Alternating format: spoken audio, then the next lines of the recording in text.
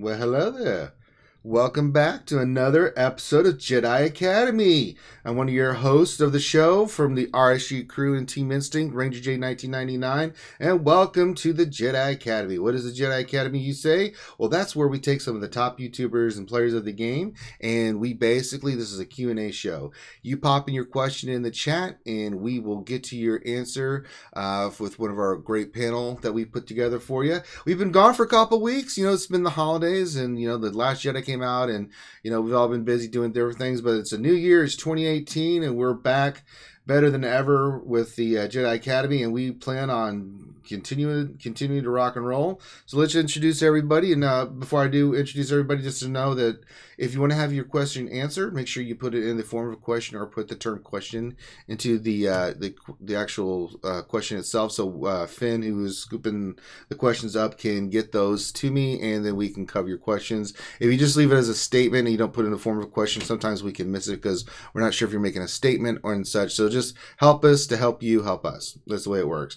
Speaking of Finn, Dr. Finn Medicine Woman is back. He is back all the way from India, one of the troll extraordinaire. He will be helping out today, answering some of your questions. Dr. Finn, I mean, are you getting more Americanized now that you're back from India? Re-Americanized, and yeah, yes. Okay. Well, it feels good not trying to be set up for a wedding every 5 minutes. So, yes. Yeah, I'm surprised you didn't get one of those. I mean, you could have bought a wife or something like that, right? It took all my willpower to avoid it. Or arranged marriage or something. I mean, I'm sure that was happening because you are a doctor. I mean, I'm sure you were prize real estate when you were over there. No comment. You can comment, Finn. Damn it, quit being. Come on, Finn. I'll save my comments. Come on, Finn. I've watched the Discovery Channel. I've lived in India and stuff. I know it works, buddy. Come on, buddy. Have you seen the Kama Sutra? I actually. It was nothing like that. Okay. Finn, did you get your certification in wobbly head? Oh.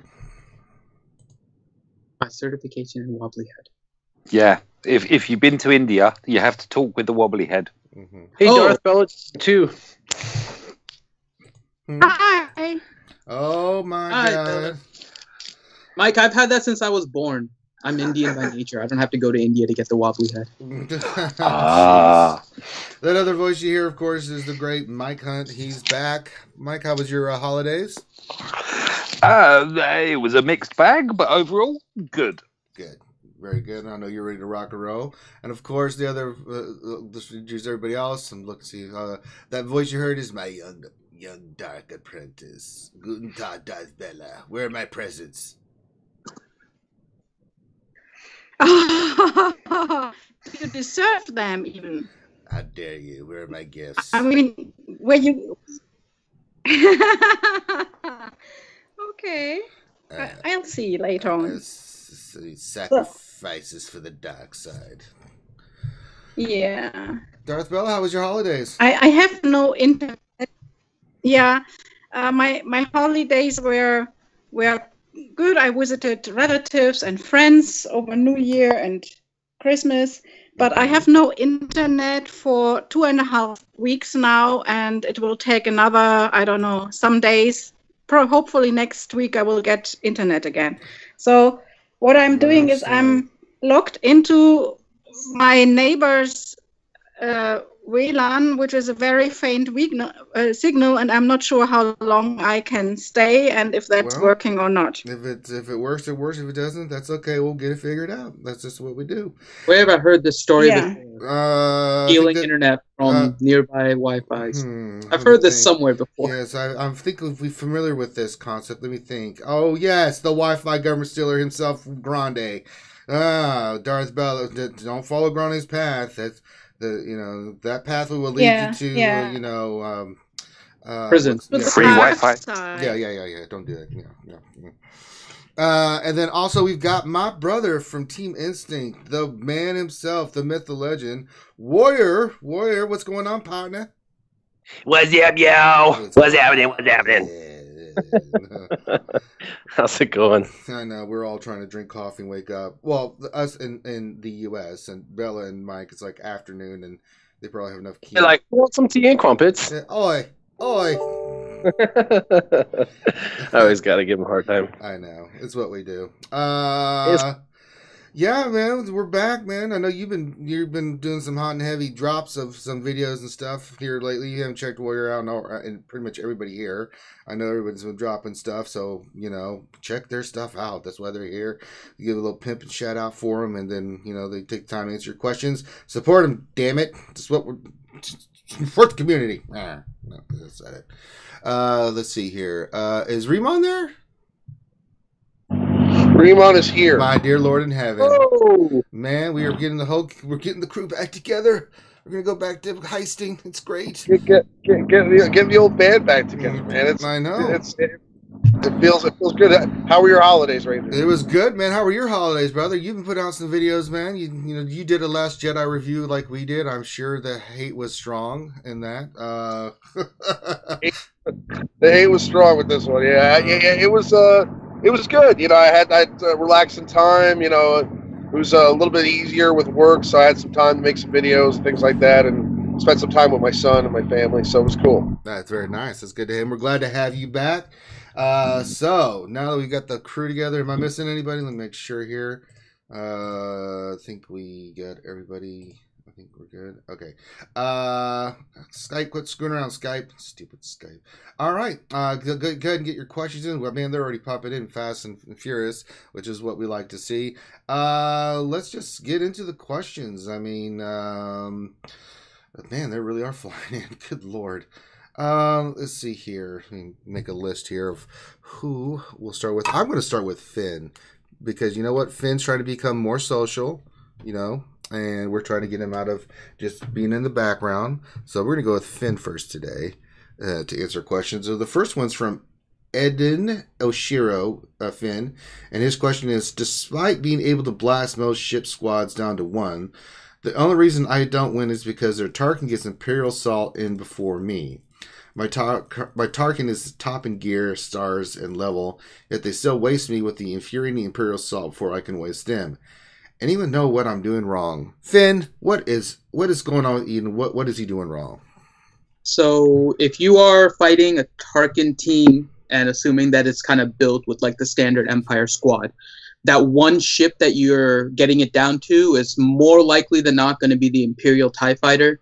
And as you attack it, if it dodges, it'll give the opponent's Tarkin ship turn meter, which means that even if it was slower than yours to begin with, it'll keep on getting turn meter at a faster rate, while their TIE Fighter will be attacking probably something other than your TIE Fighter, so you're not gaining that same turn meter.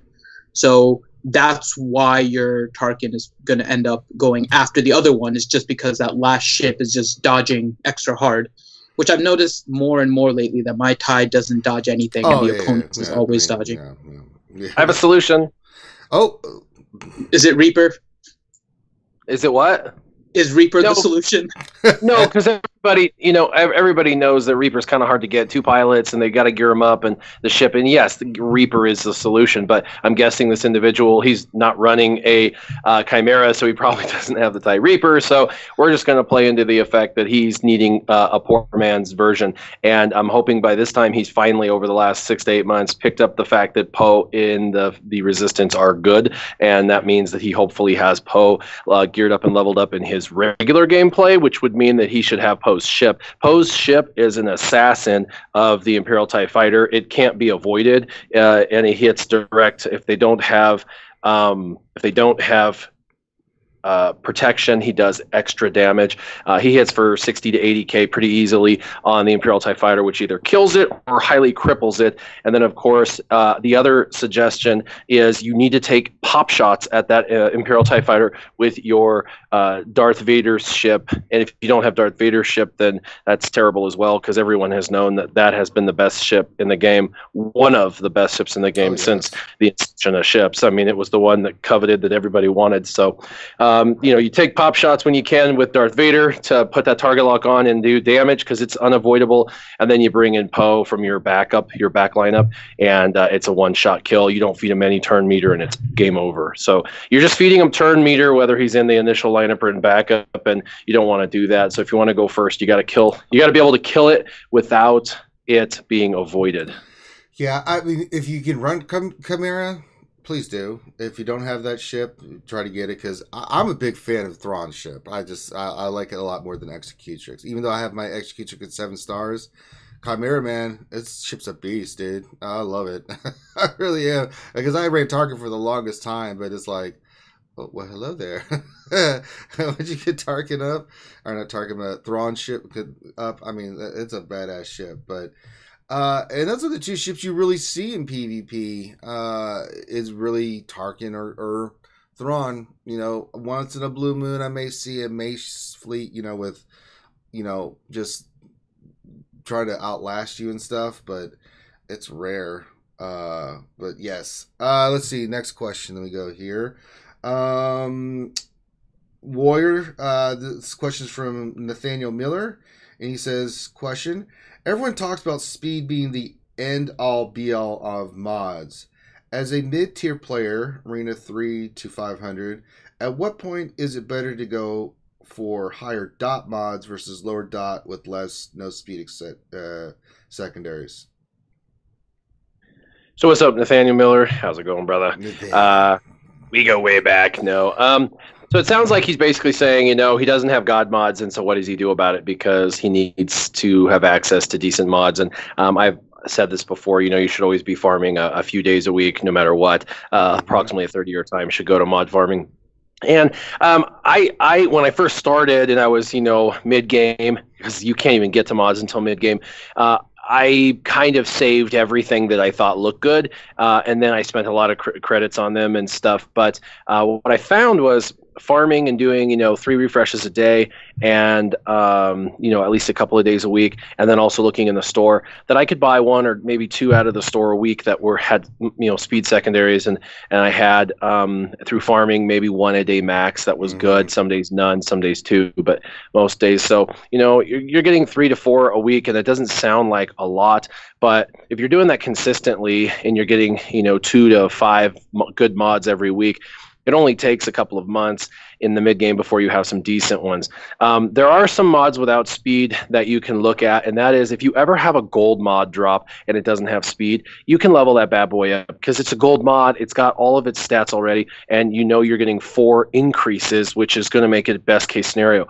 And not all characters are heavily reliant on speed, so you don't have to have speed on everyone, which is kind of not the case with Arena. You really do want speed on Arena, but in the meantime, you've got events that are dropping mods now. You're going to get occasionally that gold mod that you get rolled through farming, and you're going to look at it and go, damn it has no speed, but it's probably got a home on one of your characters. As far as the star or the dot level on mods, keeping them, I really would not keep a 1 or 2 dot mod ever in the mid game. No. Maybe a 3 dot if it's extremely good. For example, if it's like a 21 speed arrow and you have no speed arrows, I mean a 3 dot 21 speed arrow is better than a sharp stick in the eye. So that would be something to consider. Some of my biggest speed secondaries that were like 12 to 16 secondary speeds were stupid 3 dot mods that actually rolled. I thought it was like a sick joke that they had. I have since deleted all those, or not deleted, but sold them all off as I've replaced them with 5 dot mods, and I still have some 4 dots floating around on my characters, but 4 dot is kind of a minimum for me in my mind where I'm at, and if it's 4 dot and it's really good, there are some secondary characters I'll use it on. If they're pilots or any of my arena teams, they have to be 5 dot. That's just the way I personally play it in game. But look at the stats that you want to boost. Not every character needs speed. Keep the good ones that you see have some decent stats, and just use your better judgment. If it's a 2 dot white mod, sell it all day. But if it's a 4 dot gold mod and it has protection with protection, and you've got a tank that isn't lasting long enough, maybe that's the one you should roll and put on the tank so you to get a better one. Yeah, exactly. And you gotta check the store. I mean, you never want to use crystals in the mod store. We've said that so many times, but like the other day, there was one for 3.6 million that had 4 speed. I bought it and leveled it up, and I got 19 speed on it. You will eventually get your mods. Just for the record, Sir Loki just jumped on too. I know we don't care about him. He's late. He goes to the end of the line. Sir Loki, the lightsaber builder. What's going on, buddy? I'm doing good, man. Yeah, you sound like it. Drink some damn coffee and wake up. This is why you have to be here early, so you can get the caffeine going into you, so you don't sound like you died, like I normally do. Thank you. That's right. Lucky till you carries like coffee, chewy. All right. So man, we got the whole crew together. All right, let's go to the next question. We'll go to let's see here. Let's see, Remon. This is from Two Fingers, and his question is: on my second account, I'm trying to create a fun squad and unique squad. So I'm thinking about Akbar lead with Raid Han Zeta, Fulcrum Zeta, Zeb Zeta, and Leia. What are your thoughts? Any subs, subtractions, or additions to this team? I mean, it sounds like a fun team. I don't know how well it would perform in arena, unless you're close to getting maybe Hermit Yoda. That would make that team more interesting. Mm-hmm. But I mean, technically, I mean, the characters that you have there should do well. Depends on how old your shard is. I mean, if your shard is like a CLS-ridden shard, you're probably not going to do too well with that lineup. But if you're, if you're just looking to have fun and you don't necessarily care about your rank as much, then I would say, yeah. I mean, that's definitely a cool team to run. Again, Zeta Fulcrum is a good character. I mean, obviously getting the speed boost with Akbar is nice. Tactical genius. Being called in for the assists when when you do non-attacking moves, that's pretty cool. But I mean, again, she's even with the Zeta. That there are better options than Fulcrum Ahsoka. As much as I love Ahsoka as a character, I mean, I was kind of hoping that the Fulcrum Ahsoka character would be a pivotal arena character, but she's not necessarily that. I would say, yeah. I mean, I think that the team sounds fun, but again, if you're looking for like arena viability, I mean, I would think that you can do it with pretty much just adding, somebody like Hermit Yoda into that team. But I don't know where you are with that as far as territory battle is concerned. If that's even a 5-star Hermit Yoda could make that team better. Yeah, he's annoying. I've got a team that I faced in arena with a 5-star Hermit Yoda. It's like little turd. It's not gonna hold tremendously on defense or anything like that. But you can beat anybody with that team. Yeah, absolutely. So, yeah. All right. Let's see. Next question will go to Mike. This is from Young Gun 8834. Says, what First Order tunes do you guys want to see come in from The Last Jedi? I want to see Hux, Praetorian Guards, Flame Trooper, and Snoke. What do you think with the introduction of some new... Well, we need some Darkside characters, but for specifically First Order, those tunes stick out? Is there any other ones that you want to see? The only other ones would be the Knights of Ren. Yeah, I don't think we're getting those until episode 9. Chance are we're probably going to get a new Phasma with a shinier suit and with their pokey stick. Yeah, with the swingy stick thing. Mm-hmm. Yeah, we'll get one of those, and they'll just reskin what we've already got, relabel it as the next episode, and away you go. Nah, this time she's got a stick. Nah.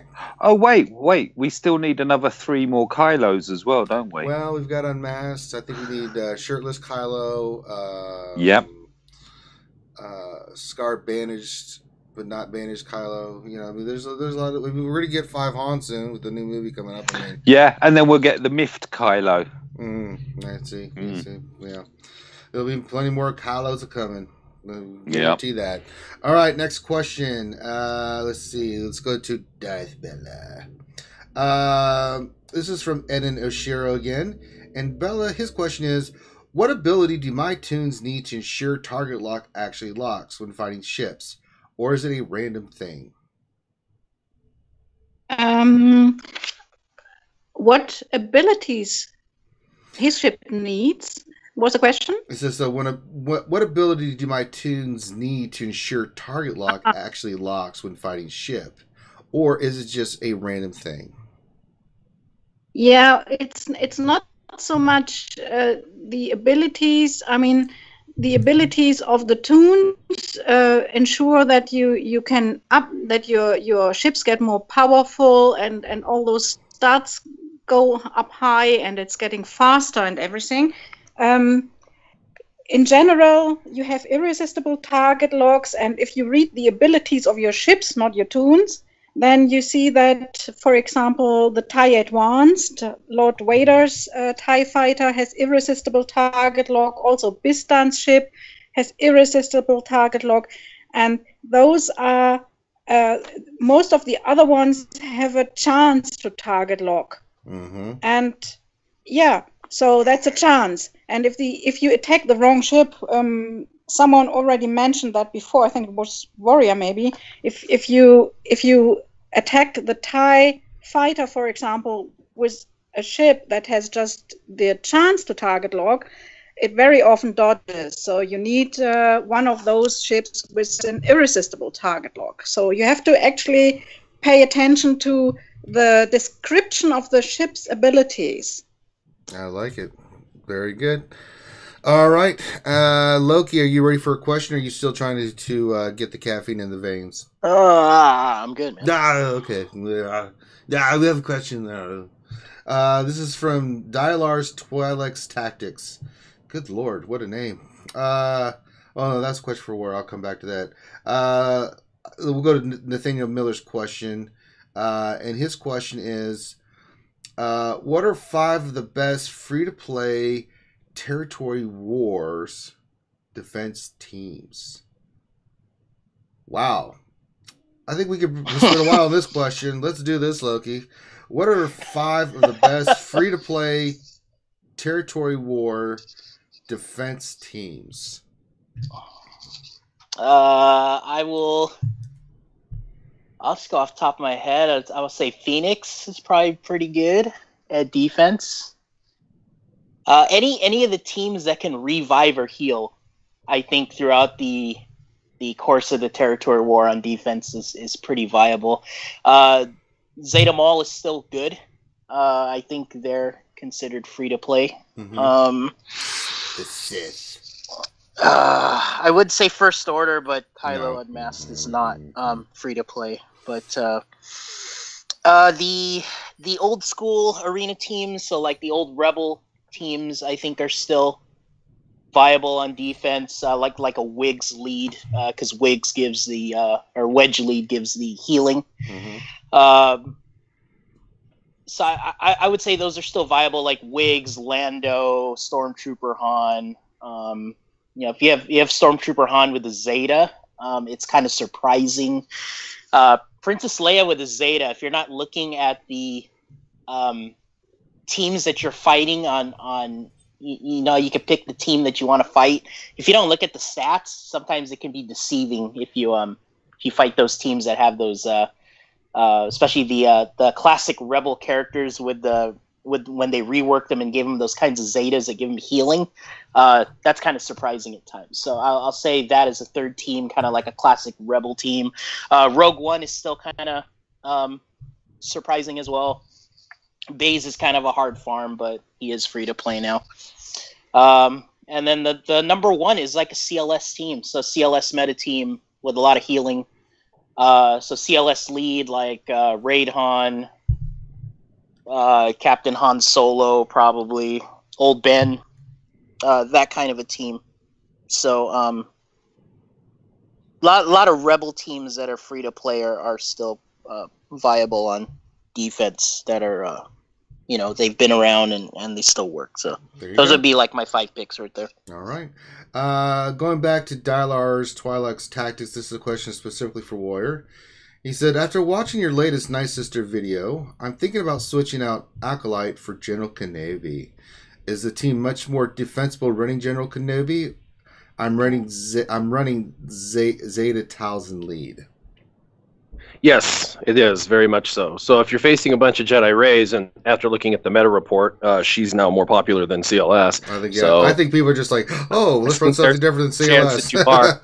But what's happening is there's a bunch of exposes that are being applied, including stealth characters, and then the AoE burn. And the AoE burn is getting reset because of all the cooldown resets, and so they're able to double and triple expose, burn, and stealth doesn't mean anything. Plus, there are other teams out there, such as some people are going back to the old CLS with turret and bays in the background. That has never even left for some people, and that, of course, bays can do that. There's also characters like the B2 and IPD. So the Acolyte thing was cute and worked good on offense if you weren't fighting one of those characters that had a mass dispel, but on defense, people know how to pick it apart, or at least we do on our leaderboards, enough so that a bunch of the people that jumped into Nightsisters and tried the whole Acolyte thing, they failed very quickly. We adapted very quickly, and they fell out, and only 2 people have maintained their Nightsisters. They both evolved to the General Kenobi double tank team when we started basically switching over to the Imperial Troopers to slaughter them, and a bunch of us switched to Imperial Troopers for a couple of days, and it just basically prevented them from even being able to climb. They couldn't even beat the Imperial Troopers on defense, or on their offense, our defense, and so putting in the General Kenobi was the next step, and we started losing with our Imperial Troopers. And that's like, I didn't even know that was a thing, that you could lose with Imperial Troopers against Nightsisters. And I was losing with Imperial Troopers, and I'm like, how the hell is this possible? It's because that General Kenobi gives them the immunity, the critical hit immunity, and he's constantly taunting.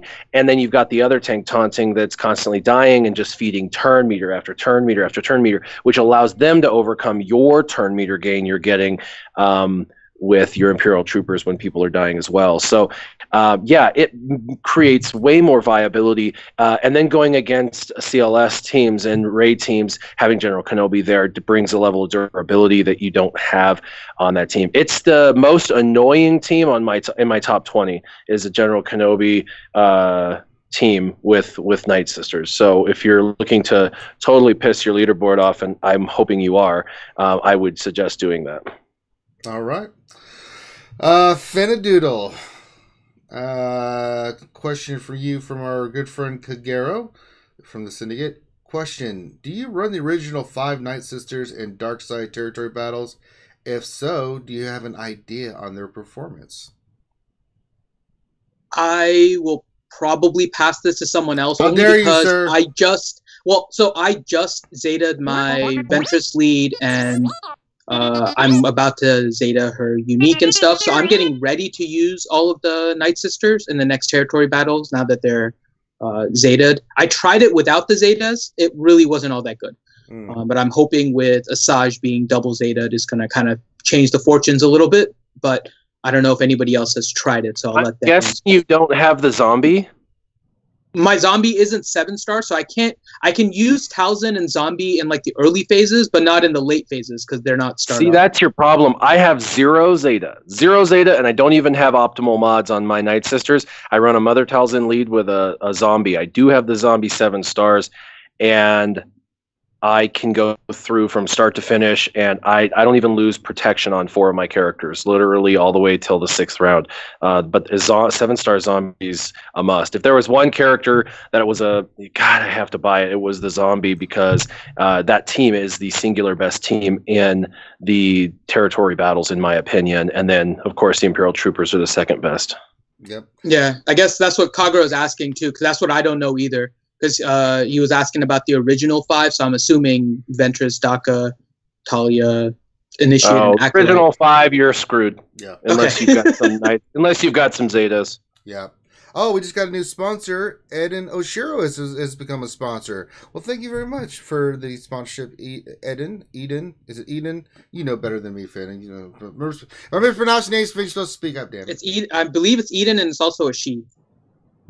I'll go with you on that. I've never, so if I mispronounce your name, Eden, I apologize. But thank you very much for the sponsorship. We really appreciate it.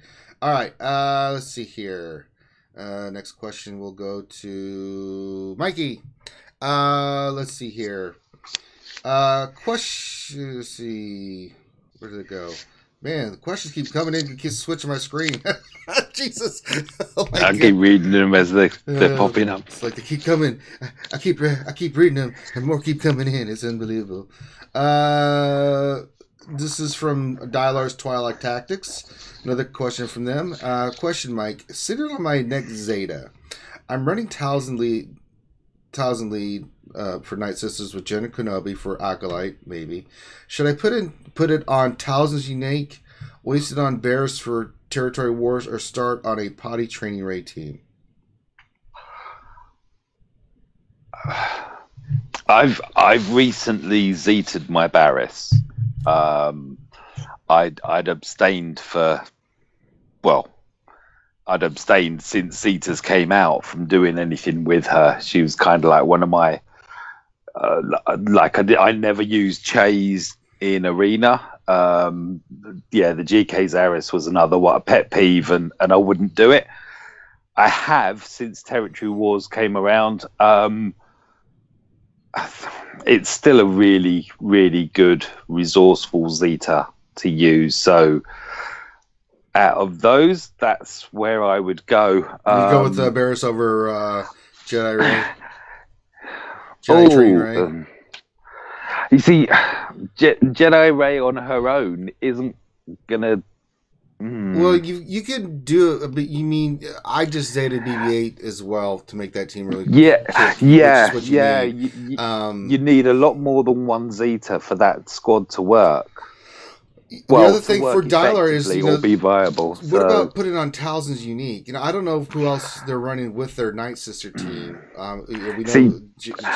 Talzin is. I was working towards Talzin was going to, because I've double zeted Asajj, I've double zeted Talzin, not Talzin. Yeah, I've double zeted Talzin. Old Dakar. It was the old Dakar unique I was looking at. Oh. Okay, sorry, I'm back on. Right, caffeine has kicked in again. I can tell.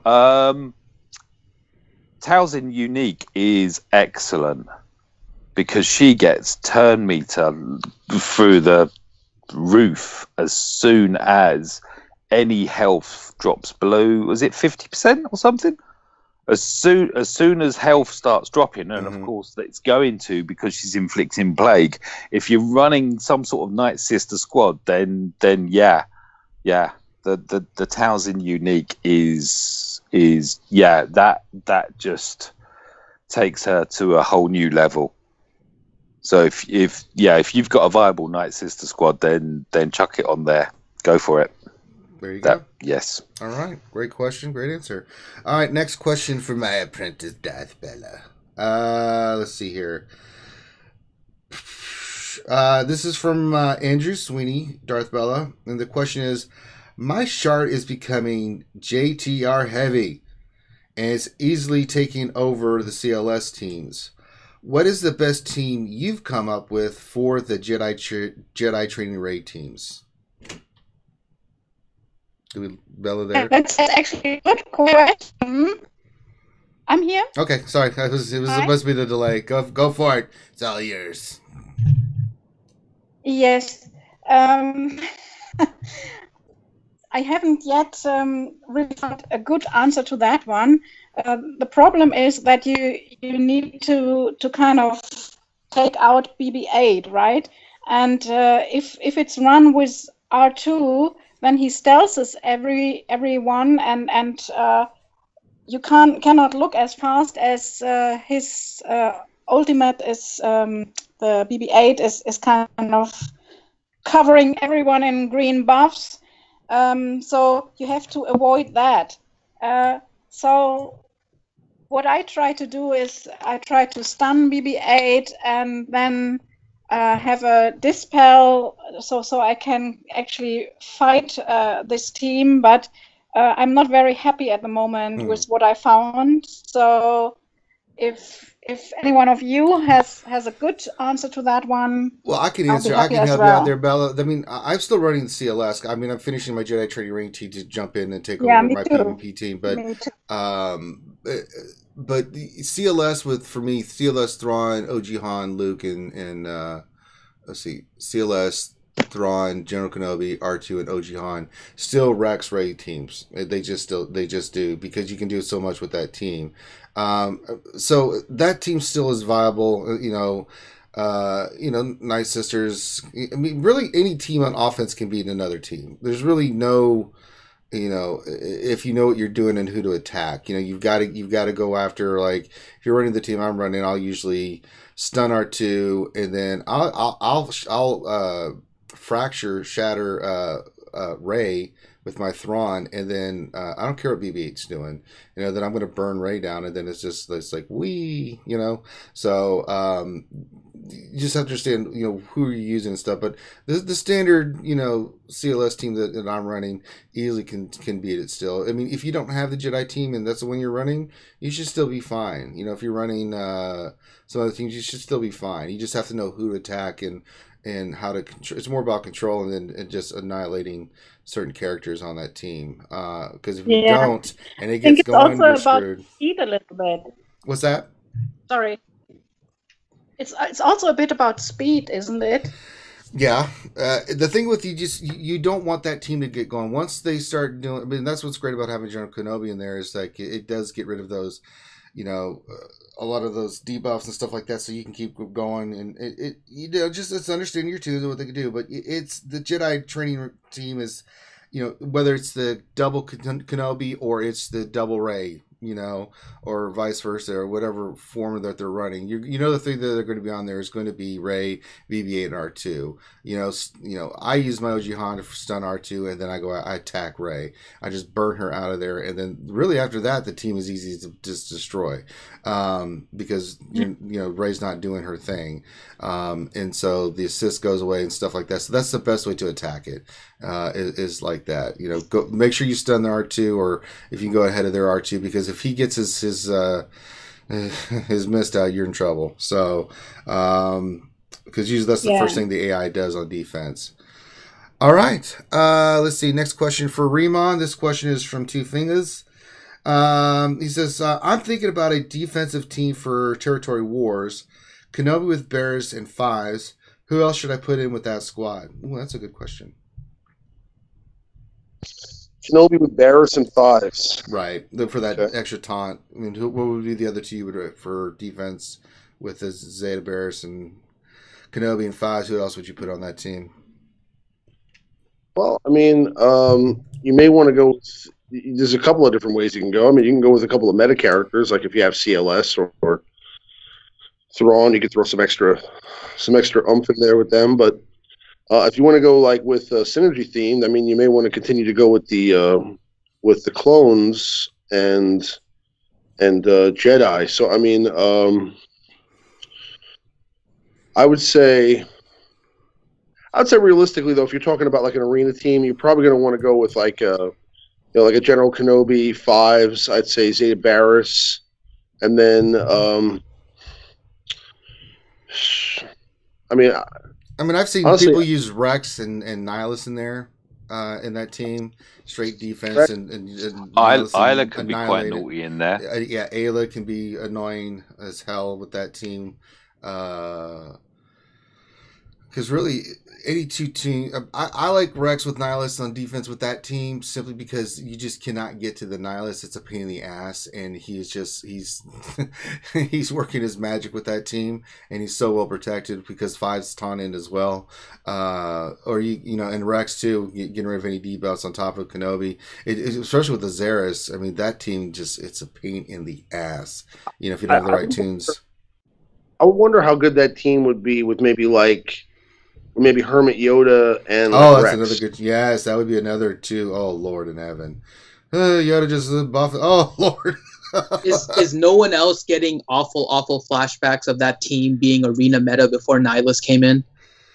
Yeah, that was like the bane because they just wouldn't die. Yeah, I was one of the. I've much like Mike. I've avoided the Jarrus Theta since because I just don't like it.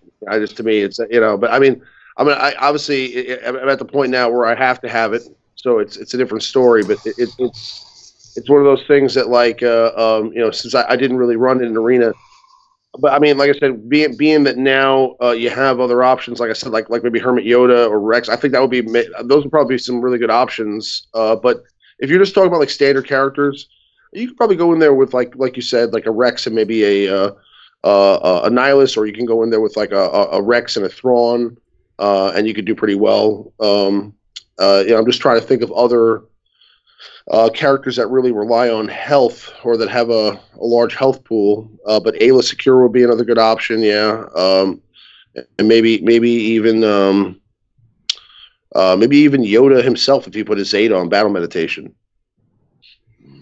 You could also, if you have like a double tank, if you're doing defense and territory wars, since all you're trying to do is kind of like a nuisance thing, you could also put a B2 behind there, because Kenobi and 5s are going to be taking all the damage. B2 can just keep on proccing and just causing nonsense in the back. Yeah, that would be annoying. Oh Lord. I remember that team being really bad in Arena before they came out with the 2x 4x speed battle. Mm-hmm.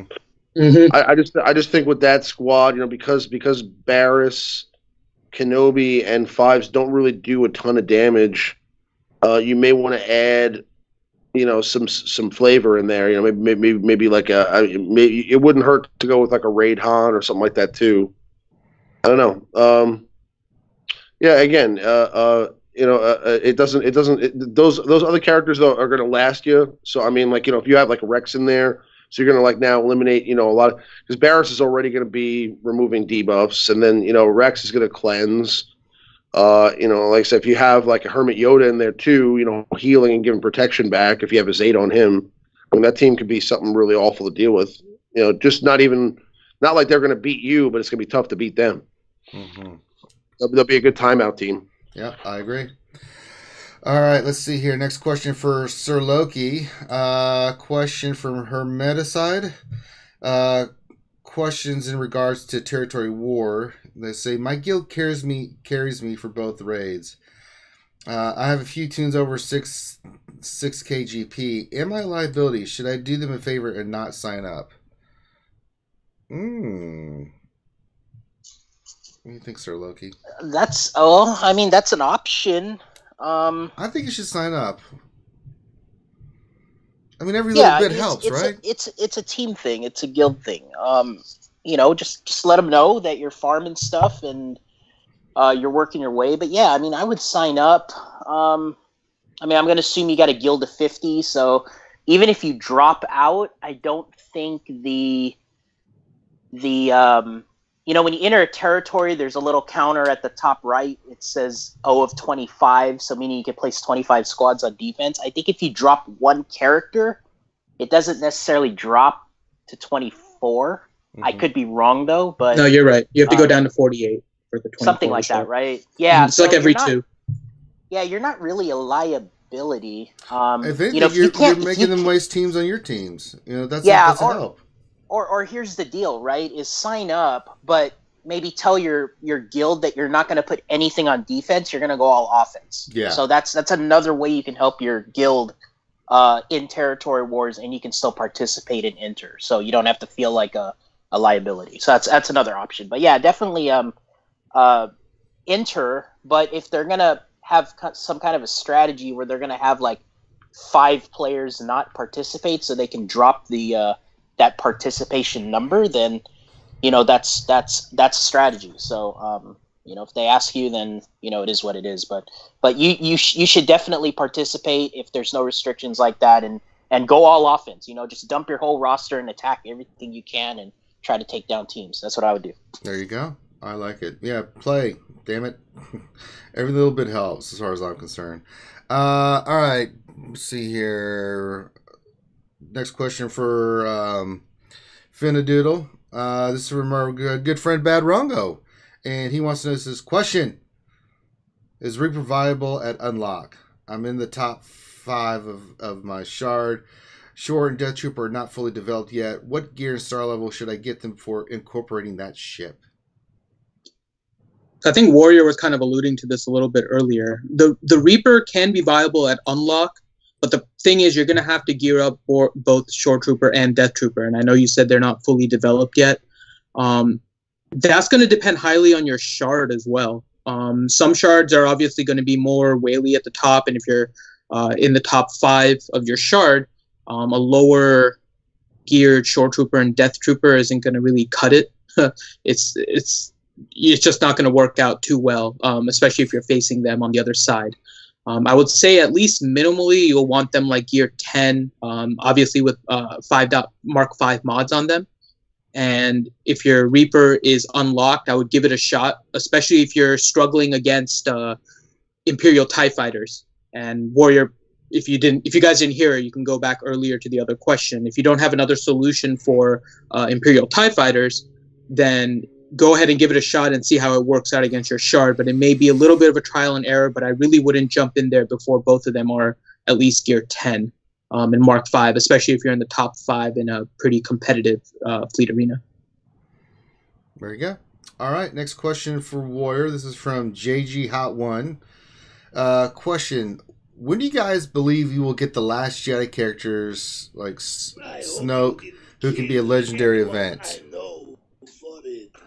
Oh, so I can only go off of speculation and what they did last year. So with Rogue One, they spent the January and February basically bringing out characters. They did their push of the characters they really wanted in the game, in December with the movie, which is what they did this time. There wasn't obviously as many this time. Does it feel like a different cadence than what we got with Rogue One in The Force Awakens? Well, there was just more, I guess, in that movie that came into the game. There's less in this one, and then of course I'm sure in January and in February we will see more characters from the video. I've speculated that we were going to get the Praetorian Guard, or that we were going to get Rose. I'm sure we're going to see another one or two First Order. We're going to see another one or two Resistance, in my opinion. But I don't think they're going to go quite as character heavy off this movie as they did the last one. It wasn't as well received, and they ended up releasing characters all the way out until April because they had so many that they had to build, and they wanted to make. My God, it was crazy. I mean, Pow and Bistan, and there were so many that had their own little event that it kind of got a little bit. Well, crazy, the other thing that they're running into is you got the new Han Solo movie coming up in May.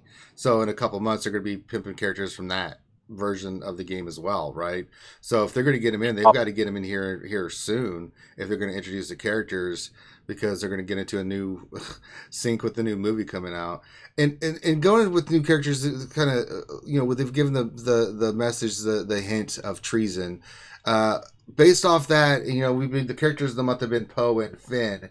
Does anybody have any speculation to who they think that character is going to be that they've hinted at, based off I can't speculate on that, unfortunately. Well, Warrior's fired. Someone who is not bound by. I'm going to just go back to the original StarWars.com post, where they listed that Rose and Terex are probably going to come in here. It seems like it's probably going to be Rose, since Rose dealt with both Finn and Poe in the movie a lot. Yeah. And those are the login characters. So I'm going to guess it has something to do with Rose in some way or fashion. Yeah, the price for treason. I don't know. I don't. Maybe it's. I'm not sure that they're necessarily related, by the way. Yeah, I think there could be two different things. The price for treason and the Finn and Poe thing could be two separate things. I agree. So yeah, all right. Oh wow, we just got a donation from Jesus, from Dialars Twilight Tactics, $50 Canadian. Hey, T-Money would love that. A long-time listener, first-time caller. Well, we're glad. Thank you so much. Wow, thank you very much for the donation. I don't know the exchange rate, but I just know that's still a lot. I don't know what it is, buddy. But thank you so much for that. We appreciate it. Support the channel. All right, next question. Let's see. Who did I just give that to? It was Warrior. Okay, so Mikey, next question from Thoka. Question: my arena is Bubba Lead. Rex is in the work with Old Ben, Barris, Ezra, and Ray. I'm level 73 and I'm finished 40 to 80 in arena every day. Once I get Chirrut, I'm thinking of replacing Ray with him. Is this a good idea? I don't think that Chirrut is as good without Baze. Without Baze. the reverse isn't true. Baze can function very well on his own or without Chirrut. Although level 73, so if he's going against similar sort of opposition, it's a tricky one, isn't it?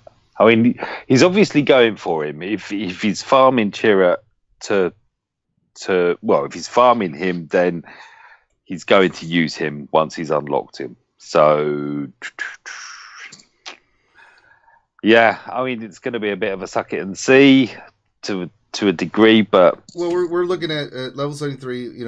Rey for Chirrut. If you're just going to replace those two characters with an old man and Barriss, I mean, the thing with Chirrut, let's see, Ezra, Bubbly, and Chirrut hits hard. He does, especially the more buffs you get on him. Yeah. I'd probably go a bit more offensive and I do like Rey. Switch Chirrut for Barriss or something, because Chirrut heals, he gives tenacity up, and he hits hard, whereas Barriss heals and doesn't hit hard. Yeah. All right. She's definitely not Zeta at 73. There you go. All right. Next question for Darth Bella. This is from Masu. And the question is, I want to level one of the new First Order ships. What do you recommend, Silencer or Special Forces TIE Fighter? In the end, you will upgrade both of them, because when you read the kids, their abilities, they're kind of cool. But I would start with a Silencer. Actually, I got my Silencer to 7-star just now, and I'm trying to upgrade the Toon, Kylo Ren Unmasked. So I don't have a lot of experience yet, but it seems like quite a good ship. There you go.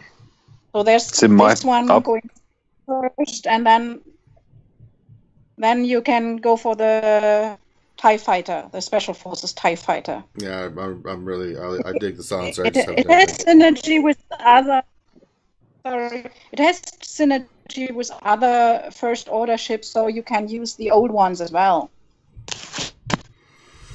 Did you want to add something on that, Mike? Or no, I was just gonna say I'm running a 6-star Silencer. I've geared 12'd duct tape Kylo, and I'm just working on getting it up to the 7th star. But yeah, I mean, what's not to like about it is probably the coolest ship that in game, appearance wise and stuff, and it's like a truck.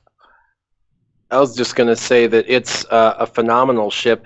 The Special Forces ship does have synergy with other First Order, but not so much with the others. Its target lock is really not very consistent, and it's slow as hell. It's like at its max, like 170 something on speed, whereas other TIE fighters are in the 190s. I don't even have my ship 7-star yet, and it's already in the mid 180s for the Silencer, and it's tanky at around 100,000 health and protection, so it's got a lot of health and protection. It's already pretty fast, not the fastest, and it gets faster and hits harder every single time it hits a target lock character, or they attempt to hit it and do damage to it. So it's going to speed up the more they try and take it out, and with it on a Biggs team, it's going to work better. It works really synergistically with target lock teams, but just keep in mind, if you're putting it in, you're probably going to have to pull out something else that doesn't target lock, because if you put too many ships that don't target lock, you're losing that target lock synergy. The other thing is the ship. There's one key thing about that ship that's an absolute pain in the ass, and that is that if you put it in the back 2 slots, you can't frickin' see it. In the game. The game's background, the space background, is dark enough that the Silencer disappears, and I keep forgetting when I'm going against the Silencer that it even is there. I don't even see it. It's just missing, and then I'm like, oh wait, there's a freaking ship back there, and by then it's already hit a couple times, and it's gotten faster and hits harder. So you got to be really mindful of the fact that it's almost looks like a ship in stealth. And so you kind of ignore it because you think, well, I'll get that ship when it comes out of stealth or whatever, which is a really cool strategy, is to use that in the back 2 slots. Yeah, it really is. Yeah. I had this experience in one of the first TWs. I was kind of, I didn't see really what happens, and some of my ships were already killed. That's what's really crazy. and yes, it's a cool, but the coolest ship still should be the Millennium Falcon, and I so hope they rework it one day. I know. It's I'm farming that ship right now. It's painful. That farm is just so brutal. God, I just want to unlock the damn thing, and I can even do that. It's like get 1 out of 5 if I'm lucky. It's ridiculous. All right. Next question for Sir Loki. Question from Two Fingers, and the question is: what are the top 5 tanks to run with Jedi Training Ray? Your favorite character? Top 5 tanks probably be, I'll say General Kenobi. Obviously, yeah. Old Ben. Okay, there you go. Probably top throw. Shoot, I would say Chopper, but he's not a tank, huh? Yeah, he is. No, he taunts. I think he's support though. He's support, not a tank, but yes, he's a tank basically. Yeah, I consider him a tank. I know he's qualified, but that little monster has, especially you gear him up. I mean, Jesus, he's a pain in the ass. Especially when you're running with the Jedi Training Ray. Yeah, he would be a really good choice. You know, if you go Jedi Training Ray, and then you throw like the 4 droids around her, so you throw the R2, BB-8, and like Chopper. Nebbit might be an option if you want to run another unusual tank, but he does have synergy with the droids. You could possibly have 2 tunes that can do double cooldown reductions on your droids, so that's a pretty fun one. You could run bays. I mean, you could still run like a Churton bays with Jedi Training Ray. I've been seeing those on my shard, people trying it out. I'll throw another character in there since Chopper's technically not a tank. He can probably do. Gosh, I mean, you can do a Stormtrooper Han. K2SO. You can do a K2SO. Yeah, Warrior did a cool video on that one. There's a lot of options. I mean, it's really, can I ask a question? I should really read up more on JTR, I suppose. But why not Poe? Because he's a tank, but he's like squishy. I don't know. But his exposed, if you get it off, I mean, that just does turn meter like mad. Yeah, I've noticed that there's a severe lack of, the only resistance with her is BB-8 because it has to be BB-8, and then maybe Rey. It's weird that she's resistance that doesn't use resistance. Right. She doesn't want to share her toys, does she? Giggity. All right. Yeah, those are. I mean, more than enough options. You can play around with it and have a effective team. There you go. All right, next question. Back to the top to Finadoodle. This is from Zeri SPC, and the question is, what gear? You can give the Nightsister questions, Finn. let me give you another one. I'll give this one to Warrior. Let's go to Nathaniel Miller's question. And this is a follow-up to the previous one on mods. What speed secondary is not worth it? Like less than 5, less than 3. That's a trick question. What speed secondary is not worth it? Yeah. Every secondary is worth it. If it shows speed in the secondary, it's cheaper. Provided it's a 4. Yeah, if a 4 or 5 dot mod. If it's a not 4 or 5 dot mod with speed secondary, I don't bother, because like a 2 dot mod might have 1 speed secondary, and yet even if it was gold, a 2 dot gold mod with a 2 speed secondary and it could roll 4 times. 1, statistically it's not going to, and 2, every level constricts the amount of roll up that's possible. So you could get like a 3, 3, 3, and 3. So you would be, if you got like 1,000,000 to 1 chance, you'd get it only to 13 speed, where you could get a blue dot mod that goes to 13 speed pretty easily. So again, 4 and 5 dot mods, any that show speed secondary is worth keeping. Oh yeah. Absolutely. All right. Well, you'll answer the damn Nightsister question, and then Finn, and then I'm sure Warrior will help you. This is Zeri SPC says question: at what gear level do the Nightsisters need to be at, excluding zombie, to be viable? To be a viable defensive squad in territory wars? So the gear level, I mean, it depends on what kind of gear level you're at, like what your guild level is at as well. So obviously, if you're in the more competitive guilds, if you're gear level like 10, that may not be enough if you're facing like whales with all like gear 12 and stuff. So that's going to be one aspect. But gear 10, I would say, is the minimum. But the Nightsisters are going to be a little bit more based on, especially if you're trying to put them on defense, making sure that they have the Zetas as well as good mods. You want to make sure your Nightsisters are really fast. So the faster they are, even though their gear may be a little bit lacking, their survival is going to be a lot better on defense. So I would say at least minimum gear 10, but if you're in more competitive ones, I wouldn't probably even, unless you're just like having one section, like your guild strategy is just to have one section with Nightsisters and you don't really care too much, then maybe gear 10, but I wouldn't say gear 11 for more competitive, and then obviously gear 12, but mods and Zetas are going to be kind of more critical for their survival.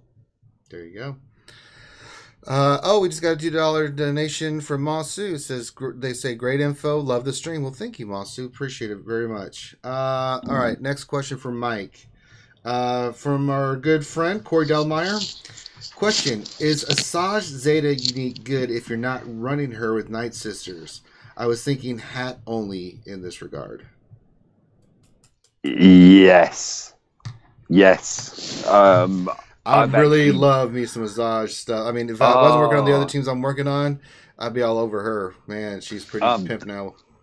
I'll release. I've done a couple of runs. The most recent one, I keep missing out at the end of phase 2 to start it there, but I'm solo in 3 and 4. And she, the most recent one I'll release tonight, 25 million from those 2, 10 of which are done by Asajj. Mm-hmm. Yeah, the AOE on phase 4, which takes everything, both B2s, all the turrets, it's down in one hit. It's just, yes. And so what team are you running with that Asajj when you're doing it? For the folks I'm doing the Akbar one. So Akbar, Thrawn, BB-8, CLS, and Asajj. There you go. I mean, CLS is chipping in. I mean, he's doing 9 million as well. And I keep cocking it up with the Thrawn fractures and stuff. But no, it's doing that. It's so good. It actually makes the heroic tank fun. You could also do the same squad, but with Han instead. Yeah, Han solo over Asajj, but Asajj just is so economical on phase 4. Look, you did a video not with her, but Maul and Asajj in phase 4 have had. I mean, once you get them rocking and rolling, I mean, they can do some crazy damage, right? You did. Was it Asajj or was it Darth Maul? You did that video. We did that with. That was a while back. Yeah, it was a Sid lead with Maul. I've been experimenting with like Sid lead, Maul, and even Ventress as well, because the Sid leadership carries over through the phases with the other Sith, whereas the Ventress one ends at each phase. So yeah, it's a pretty fun one. And then Sidious also, his leadership applies to Asajj as well, so she gets the extra like critical damage or critical chance or whatever it is. It just she doesn't get the stacking, but it helps. All right. Can I just say, Turbs? She's got no hair, but she don't care. Yeah, I saw that Turbs is trolling us in chat, but he's just popping in, but he can't be on the damn stream. Oh, I see how you are, Turbs. See you, Turbs. Can you run a viable Nightsister squad without Mother Talzin right now? Asajj Lee, what would you run with that? Asajj Lee with Mother Talzin. Have to use either Initiate or you have to use Kenobi or something like that. I mean, I don't know. I could see it. I'm just trying to think of who would you put specifically in there. I'm running Asajj with Talzin, Daka, Talia, and Zombie. Well, if you had to take out Talzin, Talia hits like a truck. She's amazing. Yeah, when you get her up there, she is. Yeah, 30k crits. It's like, what? I have somebody on my arena shard that was kind of playtesting something that's with that had Talzin but didn't have Asajj. So he was running a Talzin lead with Old Daka, Spirit, Zombie, and Acolyte. So it's kind of that little bit of a cheese team. But it's really interesting because if things get mistimed, the Spirit will keep her foresight up, and then Mother Talzin will use her special and get all the Nightsister to attack, and Spirit will hit like a truck. It's annoying if you don't like prep for it. So I saw one without an Asajj and had a Mother Talzin, but I haven't seen one without a Talzin. Because she seems to be kind of the key to kind of keeping that team together for the most part with the Plague. I agree. I think you could probably even get away with a lower starred Mother Talzin if you want. Yeah, you could run Talzin 4 stars gear. Yeah, I mean she's not that bad of a gear, and still be rocking and rolling. So I could see that definitely.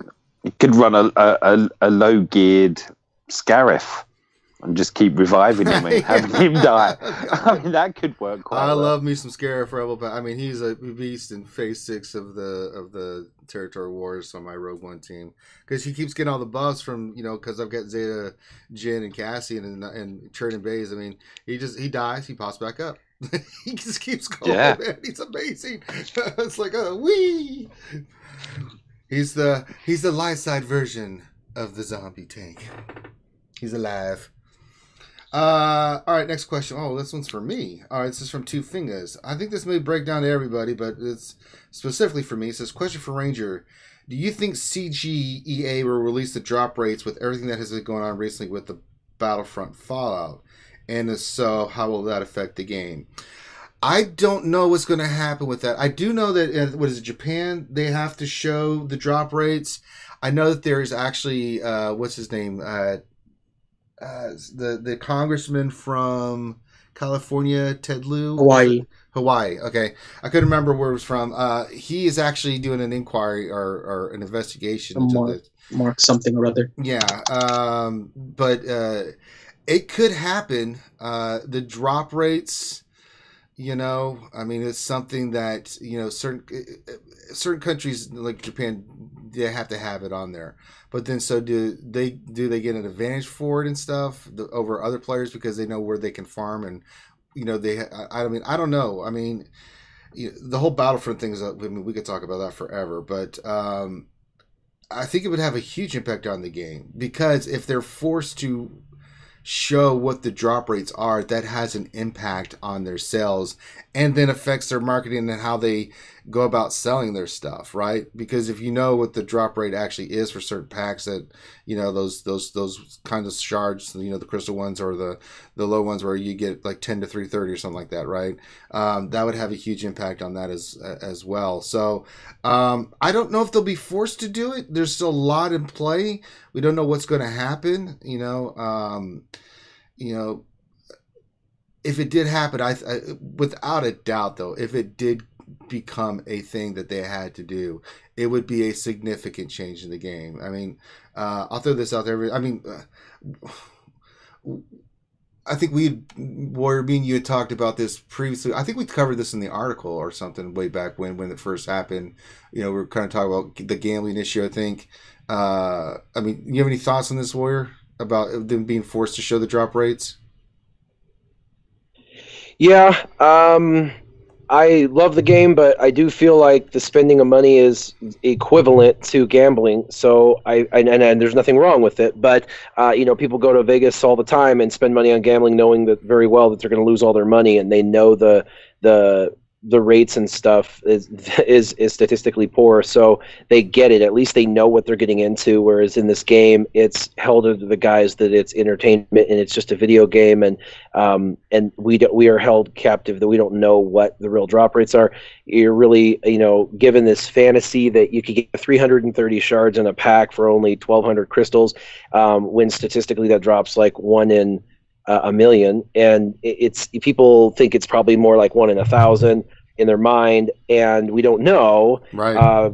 exactly because it's not disclosed. And so, with Apple starting to go that direction, this is a good thing, a healthy thing for the game, because if they gave the drop rates and people bought anyway, then shame on them, because they spent money knowingly. That's why people don't, complain about Vegas, because they understand when they go there and drop $1,000 that they're not getting it back. And if they win, then great. And if they don't, then so what? They had entertainment. Whereas with the game, there's this expectation of return, and they're gambling, and there shouldn't be an expectation of return. And that's where people get all hung up. So it would be a healthy thing for the game in the longevity. It would be good for the educated consumer to become educated, and it would actually be healthier for EA in the long run, because there would be less claims for return, in the Apple Store and things like that. People spending money and then getting their money back, because there wouldn't be that feeling that they got somehow ripped off or whatever, because it would have been disclosed. So anyway, I think it would be a healthy thing for everybody all the way around if they were to disclose that. I agree. All right. I would also add I have an opinion about this. Okay, Raymond, go ahead, and then we'll get you, Mike. Yep. I think that as far as the drop rates go, do you remember like when they had that Kylo Ren pack, and there's like the chance to get Kylo Ren, best chance to get Kylo Ren, Mm-hmm. like a long time ago. Oh well, you're talking old school. when the Force Awakens, Yeah. When the Force Awakens came out, they had the Kylo Ren bundle. Then they had like on the Chromium pack. On the Chromium packs, they would say like for the single Chromium, you had a chance to get Kylo Ren, and then the Mega pack, you had the best chance to get Kylo Ren.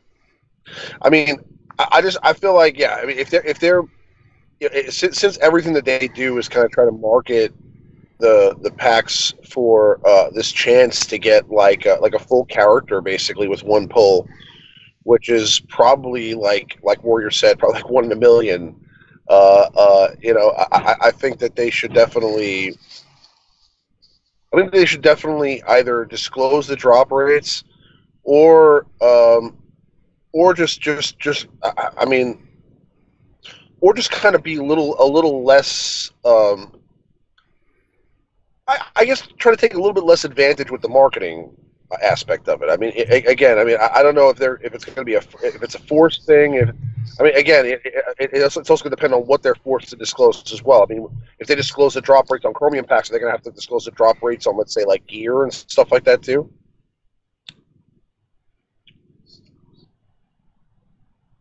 Hello? I would hope so.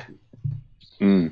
Yeah. See, I mean, the thing is, you're not really so the stuff like gear. I mean, if you're talking about the gear packs, that's one thing. If you're talking about just like energy spending in order to get gear and whatnot, that one you're not really necessarily spending money on as much as you are like the packs, where you're actively spending the currency on it. So I can see a little bit of a difference there. And if they don't disclose like the drop rate of like the gear and the shards and those kind of things, I can see that a little bit more. But for the packs and stuff, I think they pretty much have to, because that is kind of a lot more like gambling than just kind of the free energy and stuff that you're getting. Especially for new players, yeah, absolutely. Go ahead, Mike. All I was going to say is that if it does come to pass, we'll know before it happens, because all our drop rates will improve. they will do that. Yes, they'll I do know. that. They did it on Battlefront 2 the reverse way. They'll do it. The drop rates will improve. They'll turn it up. Yeah, there you go. It's like, it seems better than it was. What's happened? I don't know. Oh, Yeah, it's yeah. like magic. You'll get 5 Omega to like 4,000 Cantina energy, which will be immense. I'm looking in the chat at the moment, and Hagar's just asking me, how many thousands of Cantina energy did I spend to get an Omega? I think I was up to like 10,000. That's ridiculous. Yeah. Yeah, I farmed I could tell you doing that veteran Han and Chewie, man. It would be nice if I could have known. Yeah. but that's a cantina now. It's not like I'm buying packs and stuff, you know. So I don't think I got a single Omega for Chewie. I think I never got any. one, maybe two I for did Han. thousands too, and I didn't get any Omegas. I can tell you that right now. So it was brutal. All right, let's go on to the next question for Bella. This is for Corey Delmeyer, and the question is: would you recommend refreshing hard nose to farm tunes faster, such as First Order Stormtrooper, Veers, First Order TIE Pilot, etc.? It totally depends if you're free to play, or how much crystals you've got saved, and how impatient you are.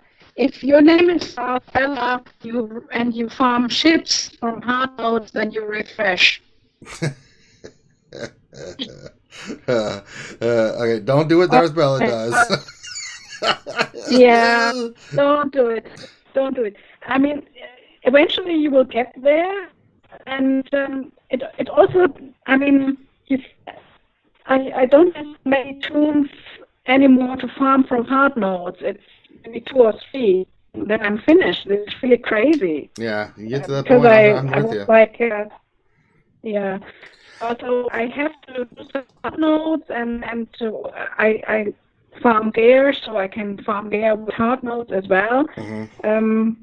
Yeah, we did a few tunes that were still. I don't know if you remember opening the level 9, the hard nodes 9 on light and Darkside. It was really difficult, and it was a lot of trials you needed. And in a way, I'm missing that a bit. That we have another node there where we need to beat it to get it to 3, to farm it to. Remember when we were farming base that way? Mm-hmm. Oh Lord! Remember the Ray farm? When it was just one. Oh Lord! Oh God! Yeah, yeah. And nowadays I don't refresh. I just refresh for ships. Yeah. I mean, it depends. You're really waiting for a tune and it's only 3 missing, then you would refresh. But if in the long run, I think you should just constantly farm it and not forget about it. Okay. All right. Next question. Go ahead, Raymond. Did you want to say something? You reminded me about the Ray farm for hard nodes like a long time ago, and I was up to like 1,600 refreshes with Ray, trying to get her. There was a point where I would get like the last 100. I think I got like 20 shards, 25 shards a day, and that you know how many refreshes that takes. Yes, I do. Yeah, that was crazy. Man. And did it just break your heart when they put her in the guild store and you're like, what? It's like, oh my God, where was this? That's so long. You got the 2 first orders as well. Yeah. Fost. Oh my days. Yeah. But I think that's what Warrior already said about Las Vegas. I mean, we've been playing, all of us, long enough to know they will eventually go to the different shipments and hard nodes, and yeah. So if you spend money to refresh, and you should have these crystals. All right. Next question for you, Remon, Speak of the Devil. This is from our friend David Rodriguez, and the question is, what's the minimum GP to complete heroic AAT as a guild? The whole guild, not just an individual. So he's thinking, what's a good GP mark that a guild can gauge to be able to complete the heroic AAT? A good GP mark. It's so weird to say, because I mean, I feel like the GP really isn't the most important factor. It's more about what comps you have with your team. Because I mean, you can beat a heroic AAT with like 4 guys if you have the right teams. And you know what I'm saying? And to check this crew. No, you're breaking up there, Bella. I didn't hear that. Yeah, you're breaking up real bad, Bella. I didn't talk. You said something. You're breaking. I don't know if there was a delay or something. You just said something again. And No, that was Remon, I think. Was that Remon? Yeah. Oh, your icon popped up when that happened. I was like, what? What the heck? Still breaking up when you're trying to talk to us. Do we want to say something? Did we lose Remon? I think Remon's there. I think he's muted. All right. He's lighting. Can you hear me? Remon. Yeah, there you go. Yes. Yeah, sorry about that. Yeah, so I'm saying if you're just talking about straight, I got a call in the middle of the stream. But anyway, if you're just talking about straight GP, I mean, I think if you're at like 80 million GP, that'd be good. There you go, 80 GP. All right, next question for Loki. This is from DB. Question: EA. What? That's what? No, that was Bella. What the? I didn't get that. I don't think you're muting if you're talking to someone. Okay, Loki question. This is from DB. Question: EA lost one of my rewards from a guild war. They only offered 500 crystal as a final offer. Our guild is 160 GP, so I lost out on Zeta, TB currency, gold gear, etc. Has anyone else experienced this? Ooh. I haven't personally experienced it, but there are several who have, and unfortunately, I think there was one instance. I think Remon had an experience where the reward was late if it was like a 43 star, like on territory battle. But territory war, it seems like they're not giving out the actual rewards. They're just compensating people with crystals. So you're not the only one. I know a few people that also they got like 500 crystals and that was it, which was kind of lame because obviously we can't buy Zetas for crystals and we can't get the currency to get the gold gear from that store or Hermit Yoda and stuff like that. So it's unfortunate. I wish they would roll back and somehow give you the actual like second place prize box or whatever, the tie box or whatever it is. So you're not the only one. I've seen it, and it's unfortunate. I wish they would actually roll back and give you the actual prizes from the box. I know. I agree with you 100%. Oh, we got a new sponsor. Oh, it's Dylar. Dylar, not only did he donate, he became a new sponsor. Now you can use the Baby Ranger J 1999 emoji. Thank you for the sponsorship. Appreciate you, bud. All right, next question. Back to the top to Finadoodle.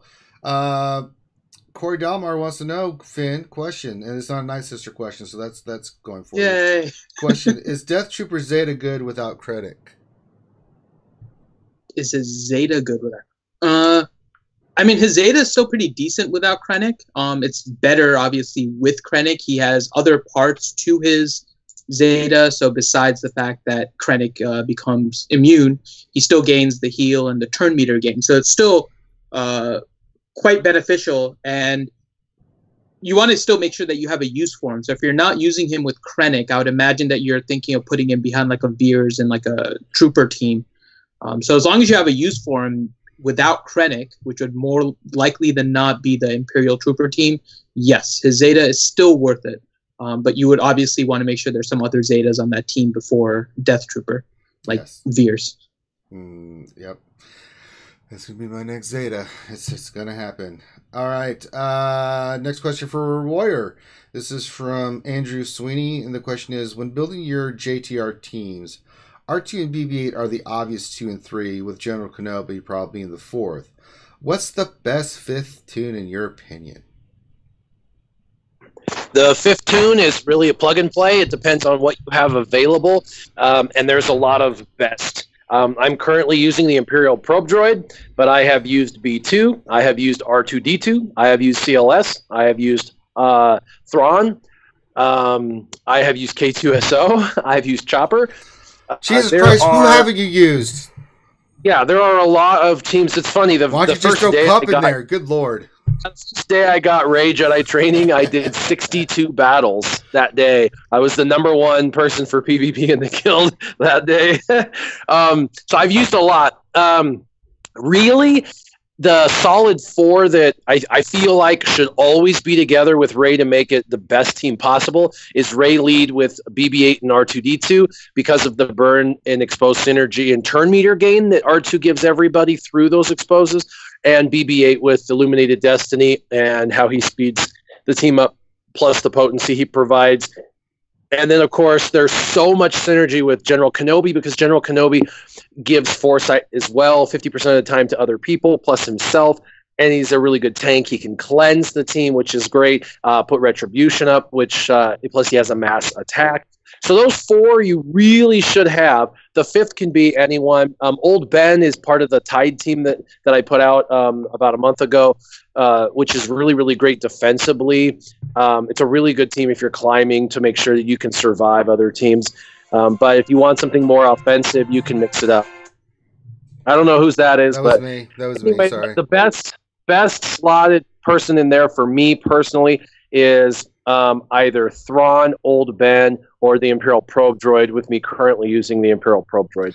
I also throw in Scavenger Rey simply because on that team, God bless America on offense, she hits like a freaking truck. Good Lord, with all the bonuses and stuff, Jesus. Yeah, I've done her. I've done that before. I haven't done her. Sorry, that was sexually graphic. Well, okay. How did that go, boy?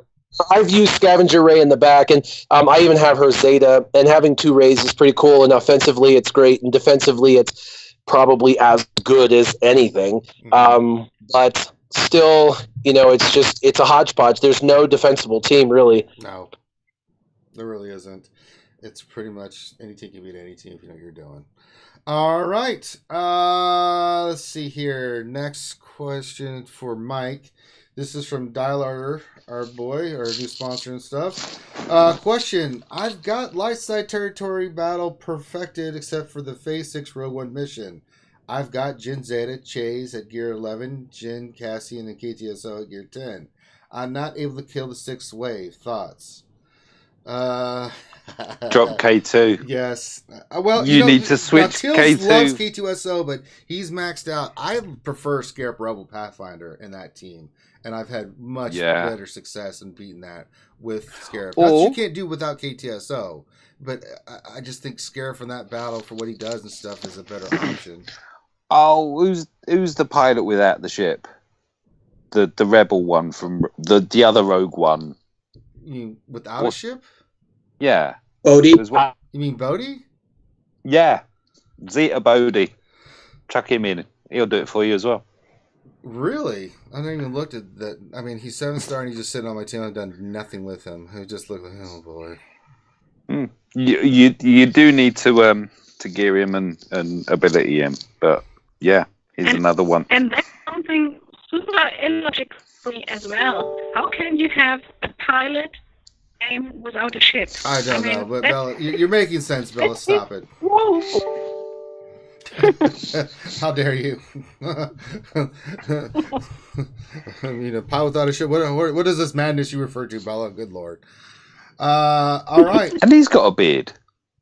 He's got a little bit of Sorry. Yeah, a little bit of a... Yeah, I'm just thinking Hagar did a beardy Galactic War the other day. I can't remember if Bodhi was in there or not. I knew there was going to be somebody in Ewok and K2 for the win. No, you can't go K2SO. I just saying for me, I prefer Scarab. But either one's work. I just K2, you have to really get him up gear and stuff because he can get easily burned very quickly because he automatically taunts and stuff. It's a pain in the ass. Yep. All right, let's see. Bella, question for Let's see here. Are you still there, Bella? Yes, I am. I'm here. Okay. At my post. Let's see. Bad Rongo has a question. Thinking of doing Kanan Zeta for Territory Wars defense. Overall, how much would you say that adds to the Phoenix squad? So the old Zeta on Kanan for Phoenix. Yeah, I mean, the Phoenix, lots of them really become really good with another Zeta. And Kanan, don't have it in front of me right now because I can't use many devices, right? Because of no internet. What was it again? Is anyone of you that have Zeta? Yeah. Anybody here have the Zeta for Kanan? Any thoughts on that? I haven't done It's an amazing standalone Zeta if you're looking for an amazing tank, and he'd actually work really well on a Jedi raid team in the background as the second tank. If I had the Zeta, I would totally do that. Yeah, because would you say he's the top Zeta now for Phoenix, or where would you rank them for? I mean, because they're all really, really good in their own right. Because I think Hera's still the most important one, right? To get hers first, and then Kanan.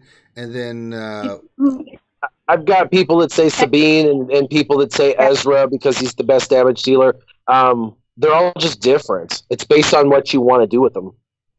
Yeah, I think Hera is really important. If you play the Phoenix as a faction, then this data is really important. But I use some of them inside the Phoenix team. Especially Ezra, he has Jedi and Rebel tech, so he's really good in other teams as well. I use him in territory in other teams. And if he gets a Zeta, he's also really cool. But Kanan is the one that Kanan and Sabine, I think, are the two Zetas that really improve the characters a lot. All right. Let's go to the next question. Let's go to Remon. This is from Corey Dalmeyer. And he says, which is better? He had to drop off. All right, then we're back to Loki. Corey Dalmeyer wants to know, Loki, which is better to put the Gear 12 6,250 health piece on, Rex or CLS? I would say CLS. Just, put all the... I mean, he doesn't need... I personally don't think he needs Zetas, but I will say just max out his gear so he's just super more potent in territory wars. There've been times you can you'll see teams where it's like 1 versus 4, 1 versus 5, and that one CLS leader on defense can hold off a couple of more teams. So he's that good. I would just continue maxing him out. Yeah, wouldn't you? I always look at galactic power, and Rex is a pilot, so you'd get double bang for your buck, wouldn't you? If you put it onto Rex, you'd get it both on Rex, and you'd also get it on his arc. Can revive his health and protection, so it's less important. Whereas Rex is squishy, so that almost 7,000 extra health really makes a massive difference in viability with him as a lead in arena and for his ship, as far as increasing his stats. Yeah, I mean, the ship thing's important, but I think, especially as much as you use CLS, that I put on him first. I just think that CLS has got his own heel and everything, hasn't he? So he doesn't need it as much, like Warrior's saying. He doesn't need it as much. Saying that, I'm sitting on one that I still can't decide who's going to get. Well, put on Rex then, damn it. Yeah, I should do. No, I've got a Gear 12 Rex to do that. Rex is taking the back seat. All right. Let's see. Next question. Go back to the top to Finn. From Corey Dalmeyer. Question: what are the 5 easiest Darkside ships to farm to 5 stars in order to unlock the Zeta challenge? I don't care if they're good. I just want the easiest and quickest ones. Tell us how you really feel, Corey. So, assuming that you're just trying to get the... I hate saying this, because then, like, the easiest ones, like, one of the easiest ones to get is, like, Geonosian Spy, because his ship just keeps on popping up. But he's not a great ship. No. So, like, that would be such, like, a wasted effort. So I don't want to necessarily say just, like, the pure, super easy ones, because you want to make sure you have decent ones that you can use as well. You want to try and get from the fleet shop, like TIE Advanced. Definitely Bader's ship is one of them you'll want to make sure you get. Imperial TIE Fighter and First Order TIE Fighter. Fairly easy to get as well. They're all kind of just in fleet, and they'll show up in Galactic as well. Geonosian Soldier. You can use Geonosian Soldier is another one that's easy, Easy and one. it's the Krennic node as well, if I remember correctly, right? Mhm. He's in the Krennic hard node, so you can get him from that. And then Slave 1 would be the other one, and then you at least have 5 solid ships that you can utilize. You can go for Sunfac too, I think, right? Yeah, I mean, so then there's other ones like Sunfac. That's pretty easy to get. You also have. Let me. I have to think about all my ships here. Can I add something? When you farm ships, also look at tunes. I mean, Sunfac, I don't know. I have real trouble gearing him up. He's not good as a tune to gear him up. And when you're kind of in end game ships, you need to have your pilots at G11, G12, right? Yeah. So Sunpack is a real good ship, but the tune is not an easy farm for gear. Right. Yeah. So you have to make sure you have the pilots too. And then same thing kind of with Scimitar. Scimitar is a little bit the opposite now. Maul's a little bit easier to get, but Scimitar doesn't always show up. He's sometimes a slow ship to farm, but he's a good one. But if you're just looking for easy, then you might want to jump to Geos. I was going to say 3 ties, bigs and 5s.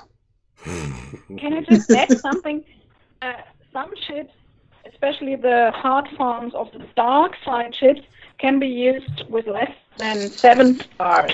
I mean, for example, Scimitar, if you have an reinforcement, he basically comes out of hiding and puts retribution on one and stealth on the other one. You don't need a 7-star ship for that.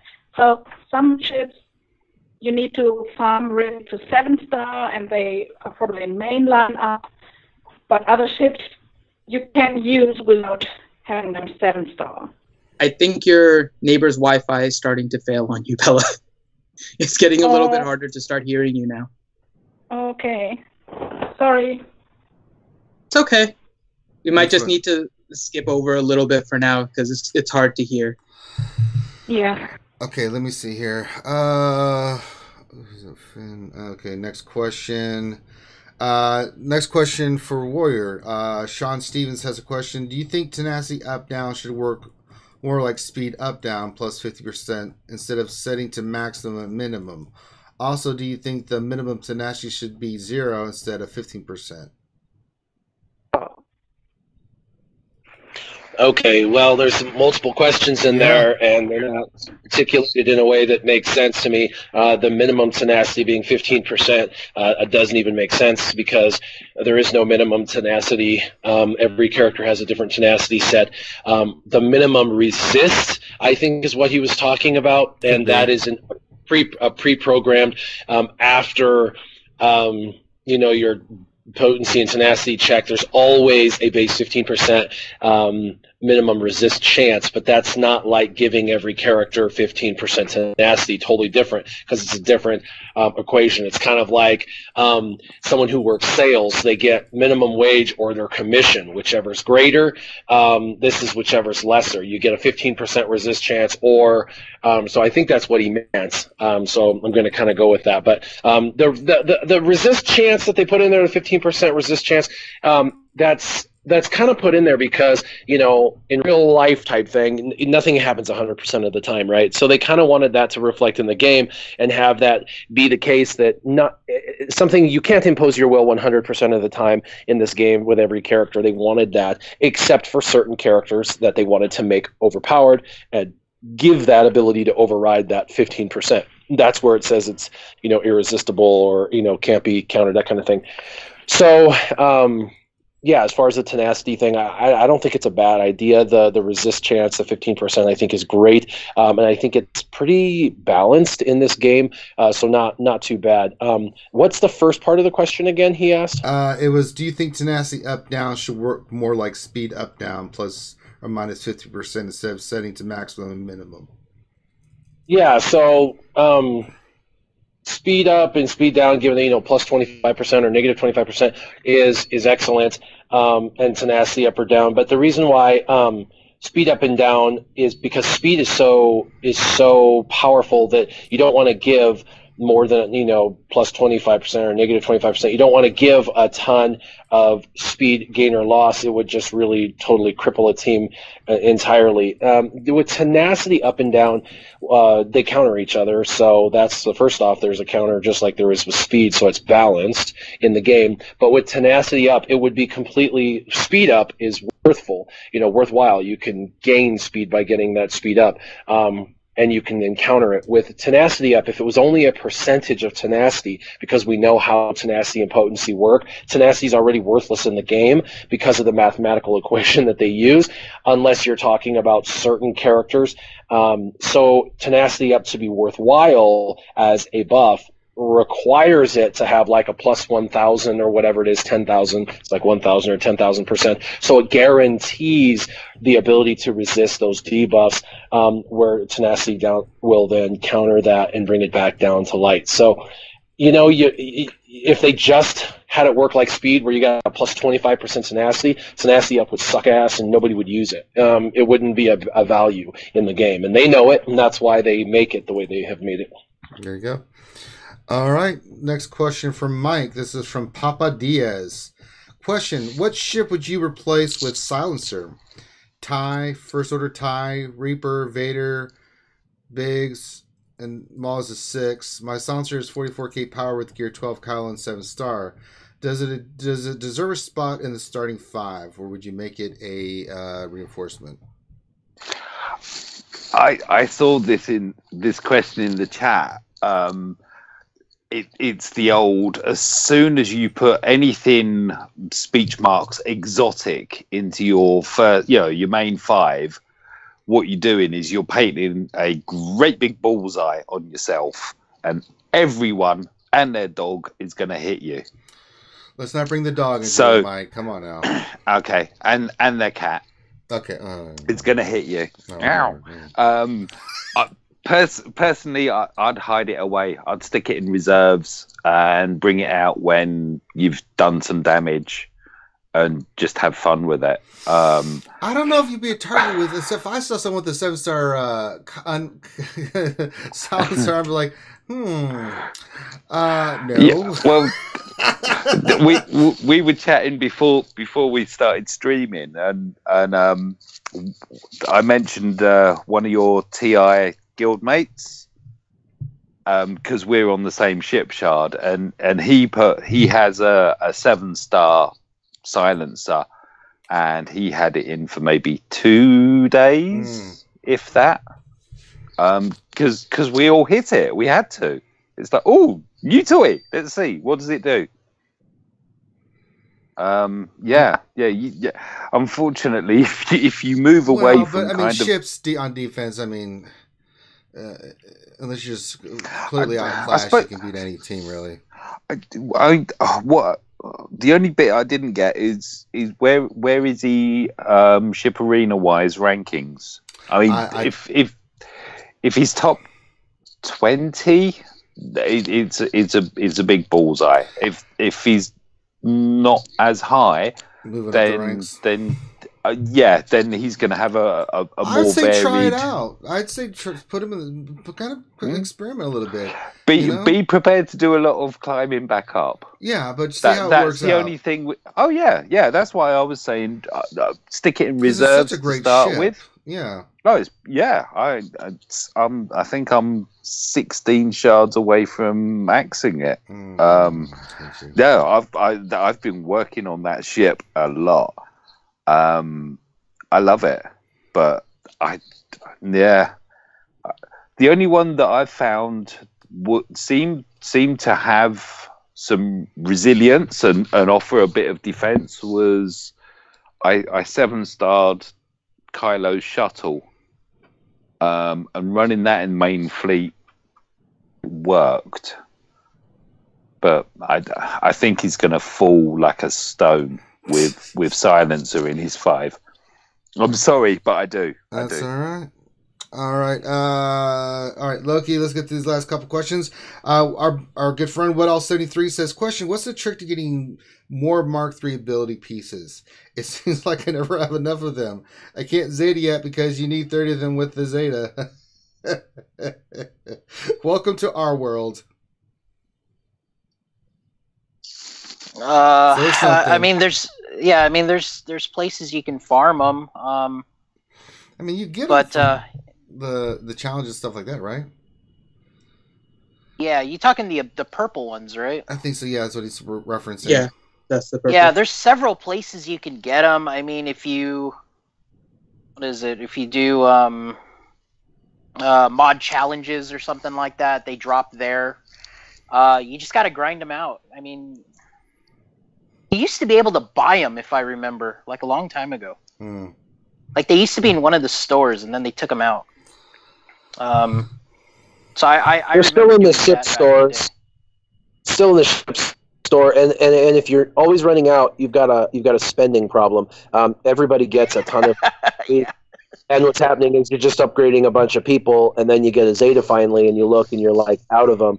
I used to have the problem all the time. And the only way to fix that is to just stop upgrading people and just let things percolate. And then once you have enough Zeta, you'll have like 200 Mark 3s. And then you can go crazy, spend the Zeta, spend the Mark 3s, and go through another stave of waiting and holding off on everything until you have another Zeta, and then upgrade abilities. But I actually hold off all abilities until I have a Zeta, and then I spend the Zeta and all the other ability mats at one time, and then I go back through and save. And by the time I get one Zeta saved, I have 35 to 50 Omegas and about 200 Mark 3s. And this is a really new thing I've been doing the last 2 months, and it's way easier for me because I get a day where I can actually spend, and I have fun, and I upgrade all the characters I want to upgrade, and then I just don't do anything for the next, 2 weeks to month for the next Zeta.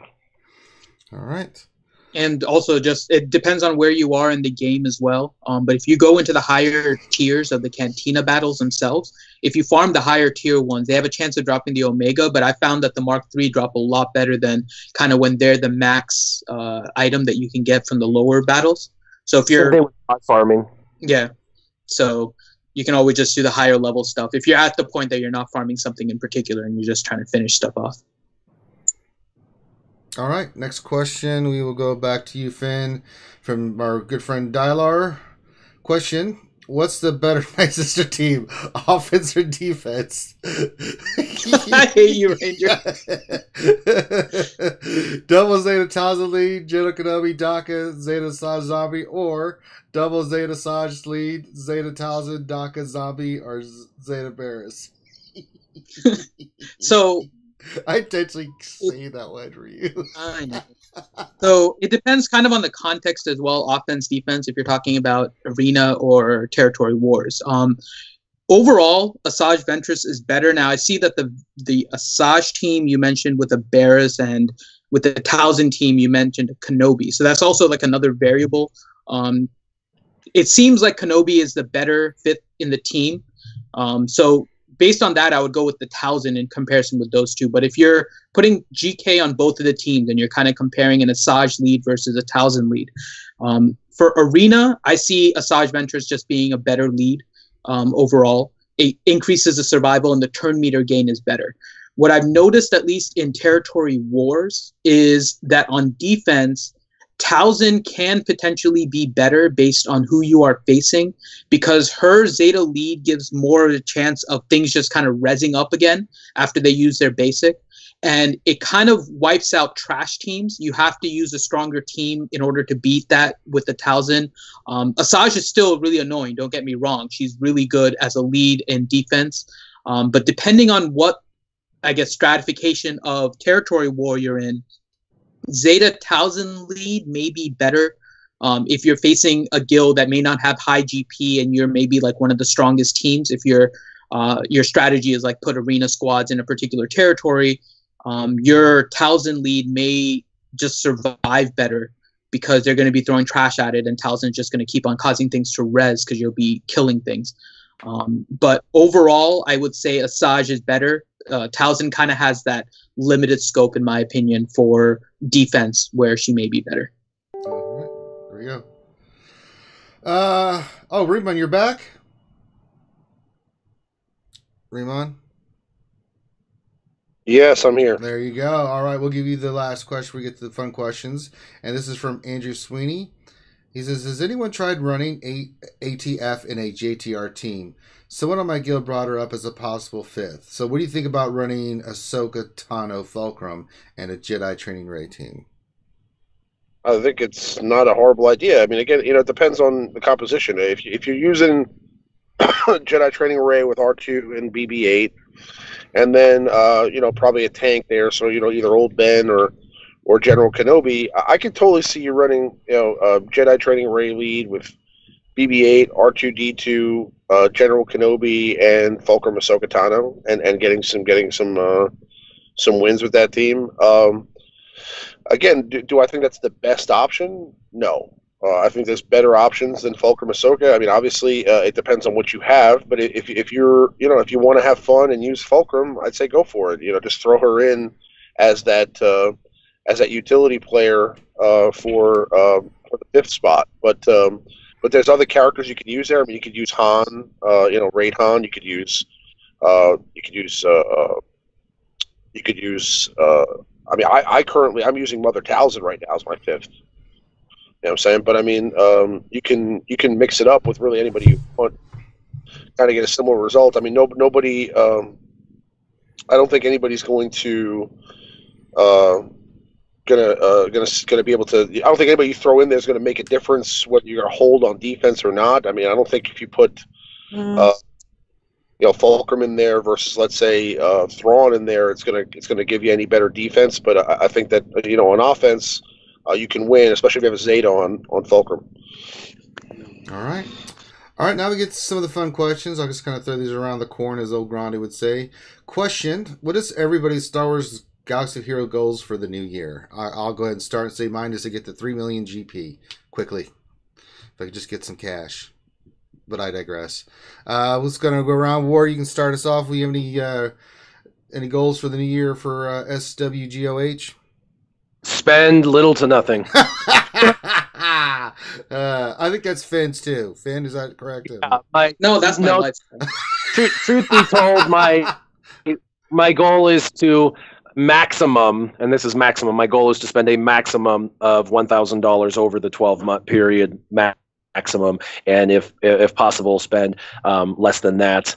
It's going to be difficult because obviously I do this. There's this YouTube makes me money, and I do reinvest some of that money into my account so that way I can develop certain characters to showcase on certain videos. So I do spend a little bit of money in the game, but it would be nice to eliminate, if not reduce severely, the amount that is being introduced. There are other games out there, and there's other personal things I'd like to do that it would be nice to have the reduction of the cost. But with all the rumors of Revan and other things like that going around, for those who do spend a little bit of money in the game, if someone like that was to come into the game, it would be really hard not to do whatever it took to get that character unlocked. There you go. What about you, Finn? So I have 3 that I set. One is to get 3 million GP. The other one is to finish the Zetas on my Nightsisters. And lastly is to 7-star all the free-to-play characters that are currently in the game.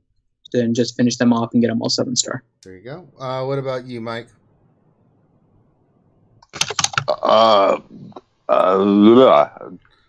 It's not rocket science. What's your goal? Yeah. I mean, come on, buddy. I think my goal.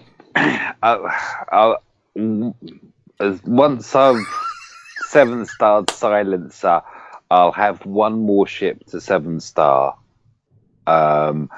So that's going to be a long-term farm there, and yeah. I'd like to get up to page 3 of the collection score. I'm hovering around 5 or 6 at the moment. So that's probably my long-term goal is the Pokemon thing. Pokemon collectible. All right. Loki, what is your goal? I want to unlock and 7-star both the Wampa and Hermit Yoda. There you go. Very good. Remon, you still there? Yeah, I'm here. Okay, good. What's your goal, buddy? Well, I'm going to be unlocking Wampa this territory battle, so I'm gonna go ahead and do that, and then in the long term, I'd say I'd like to focus on kind of improving my bounty hunter squad for Darkside. All right, and Bella, we'll give this one more shot. Bella, is your internet better? Say something. I don't know. Oh, that sounds a lot better. Oh, cool. All right, well, you have a goal? I have too many goals, as always. Well, just give us one. No, you get more than one. Okay. I want to 7-star my last ship, which is the First Order Special Forces TIE Fighter. Then I have all of my ships 7-star, and want to get all my pilots really high up. I have some at Gear 12, but not all of them. And I agree with what several of you said. I want to spend way less because with the start of territory battles and territory wars, it got a bit out of a good range, let's say. My weakness is mods. I really need better mods, so I have to continuously farm mods and not forget about it. There you go. I like not, that. To get those speed secondaries. That's right. Okay, I think that's everyone. Let's see here. David Rodriguez, question for Warrior specifically. Oh, here we go. Your RSG buddies are not as high on Return of the Jedi Training Rey as you are. Perhaps you could tell them something about Archie Jedi Training Rey they don't see. Sell them on Rey as the best lead with BB-8 R2 versus the field. That's Finn and Loki. So let the debate begin. Warrior. Oh, I'm not sure I would sell her on she's the best. She's the newest in fashion design. So I think, she's got just as much staying power as CLS. I think she has just as much staying power as Nightsisters. And I haven't seen my arena so well balanced as I've seen now. You can run CLS-led Rebel teams and stay in the top 10. You can run Jedi Rey and stay in the top 10. You can run Nightsisters and climb to the top 10 each day. You can do a Rex lead, like with the old school Darth Nihilus Thrawn R2 kind of team, and stay in the top 10, or at least climb to the top 5 spots. Everyone on my leaderboard, I look through my top 10, there's 5 different team compositions with 5 other variant comps of those 5 teams. So it's the most balanced I've seen it in like 3 or 4 months. So she brought balance to the Force, which is really what they were shooting for, and I am happy. And I know a lot of whales/krakens that are actually upset about the balance because they want there to be a team that can't be beat type thing. And now it's this whole paper, rock, scissors where, this team beats everything but this team. And this team beats everything but that team. And everything has its strength, everything has its weakness. So Jedi Rey's not the most overpowered team of, over everything else. I run her because she's new, she's shiny, she's fun. I get to use BB-8. I really hated putting all the energy into BB-8 just for a raid that I rarely get to do. And I wanted to use him in arena, and this is my opportunity to. Plus, Rey, as much flack as I get, is my favorite current and active Star Wars character in the Star Wars galaxy that's still living. Hasn't died, that's still alive in the Star Wars universe. So having her and playing with her character is a lot of fun. But, this is a good time to be in Star Wars Galaxy of Heroes because the balance in arena hasn't been better. It allows for free-to-play to decide on a team strategy, develop that team strategy, and climb to the top. And if you stick with one of those top teams, whether it be Nightsisters going towards CLS over a period of time or going towards Rey, you're going to be rewarded with high-level arena performance. All right. And actually, weirdly enough, what Warrior's saying is basically the same reason why Loki and I weren't really giving her a high score. It's not that her kit was bad.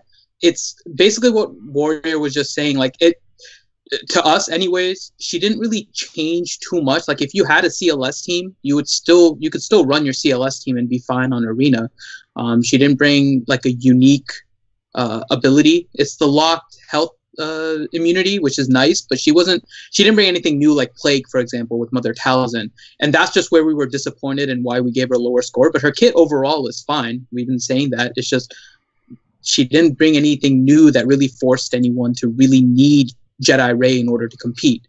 Like when CLS came out, it kind of changed everything. Like you needed CLS or you're kind of getting screwed. So that was the only reason why we gave her a low score. You gave her a low score too because of the farm for her, right? Well, that's why. With the amount of effort you needed to get her, with the panic farm you needed in order to get the veterans in order to unlock her, she didn't seem the effort that was put in to get her didn't really seem to pay out as much at the end as I would have hoped for a legendary character, which is why I had given her a low score. Loki, anything you want to add? The only thing I will add is the reason why I gave her a low score is because she's just not versatile. Her kit, if you don't run her as lead, then half her kit is out the window. And then if you don't run BB-8, the other half of the kit is out the window. So you're already constrained to running her as lead, and you got to have BB-8. I don't think that's efficient. CLS you can run as a lead, you can run them outside of lead, you can run them in hybrid teams. That's what kind of turned me off about her, kit wise. And then I agree with what Warrior and Finn just said on the other aspects of her, her being a legendary, a journey character, right? So she's not just a legendary, she's a journey. And the problem is, again, I don't like all the constraints that you have on her. It's kind of like what Riemann said, right? Like he can run a Mother Talzin behind Jedi Ray. You can run CLS behind Jedi Ray, but the problem is you can't run Jedi Ray outside of leader, and she's going to be as effective. So that's the issue I have with her. Only 2 cents on that, since I'm like a Ray fanatic. I will say that is an incorrect statement. You can't run her independent. I do it. I have done it. I have done it for 2 weeks, multiple times, especially when I go against Nightsister teams. I even have a video that came out yesterday which showcases her all by her lonesome behind a CLS lead and to take out Nightsisters. Her health down, lockable health down, is one of the best debuffs in the game, and so her not bringing something unique to the game I would disagree with too. I think it's not Plague, but it also prevents health and protection regeneration, so you can focus fire someone down even if you're using Han Solo and CLS to do the focusing of the fire. The second is she's doing 20 to 30k on her hits. That's CLS damage on a character, and she's tanky as hell with like 70,000 health and protection. So you're talking about a character that can hold their own for a long time, takes a while to kill, almost like a tank, does massive damage like an attacker, puts a unique buff that nobody else offers down. And so with that, she is a standalone character. Is she as good a standalone character as CLS? No, but they also said that they didn't want to ever go as game-breaking as they did with CLS. And truth be told, her against CLS one-on-one, if you've ever seen some of those fun Game of Hacks videos, or the one that, was it Cubs fan Han did with Crazy Excuses, CLS actually lost when it was mano-a-mano, when it was Ray versus CLS. Ray won pretty much every time as long as their speeds were the same. So I don't know. I've ran her separately. You can watch that video. I released it yesterday. It's interesting. She is a standalone character. I think she's probably as good as someone like Mother Talzin without her Nightsisters. Yes, she works better with her First Order or with her Resistance, just like Talzin works better with Nightsisters. But she can stand alone. All right. So there you go. Both sides of the Jedi training Ray issue. Let's see here. Question from Hector Gonzalez. Question. I heard a rumor that Revan was coming in February and Sith Trooper will be needed. I was wondering if anyone else had heard anything about this. This is the first I've heard about it.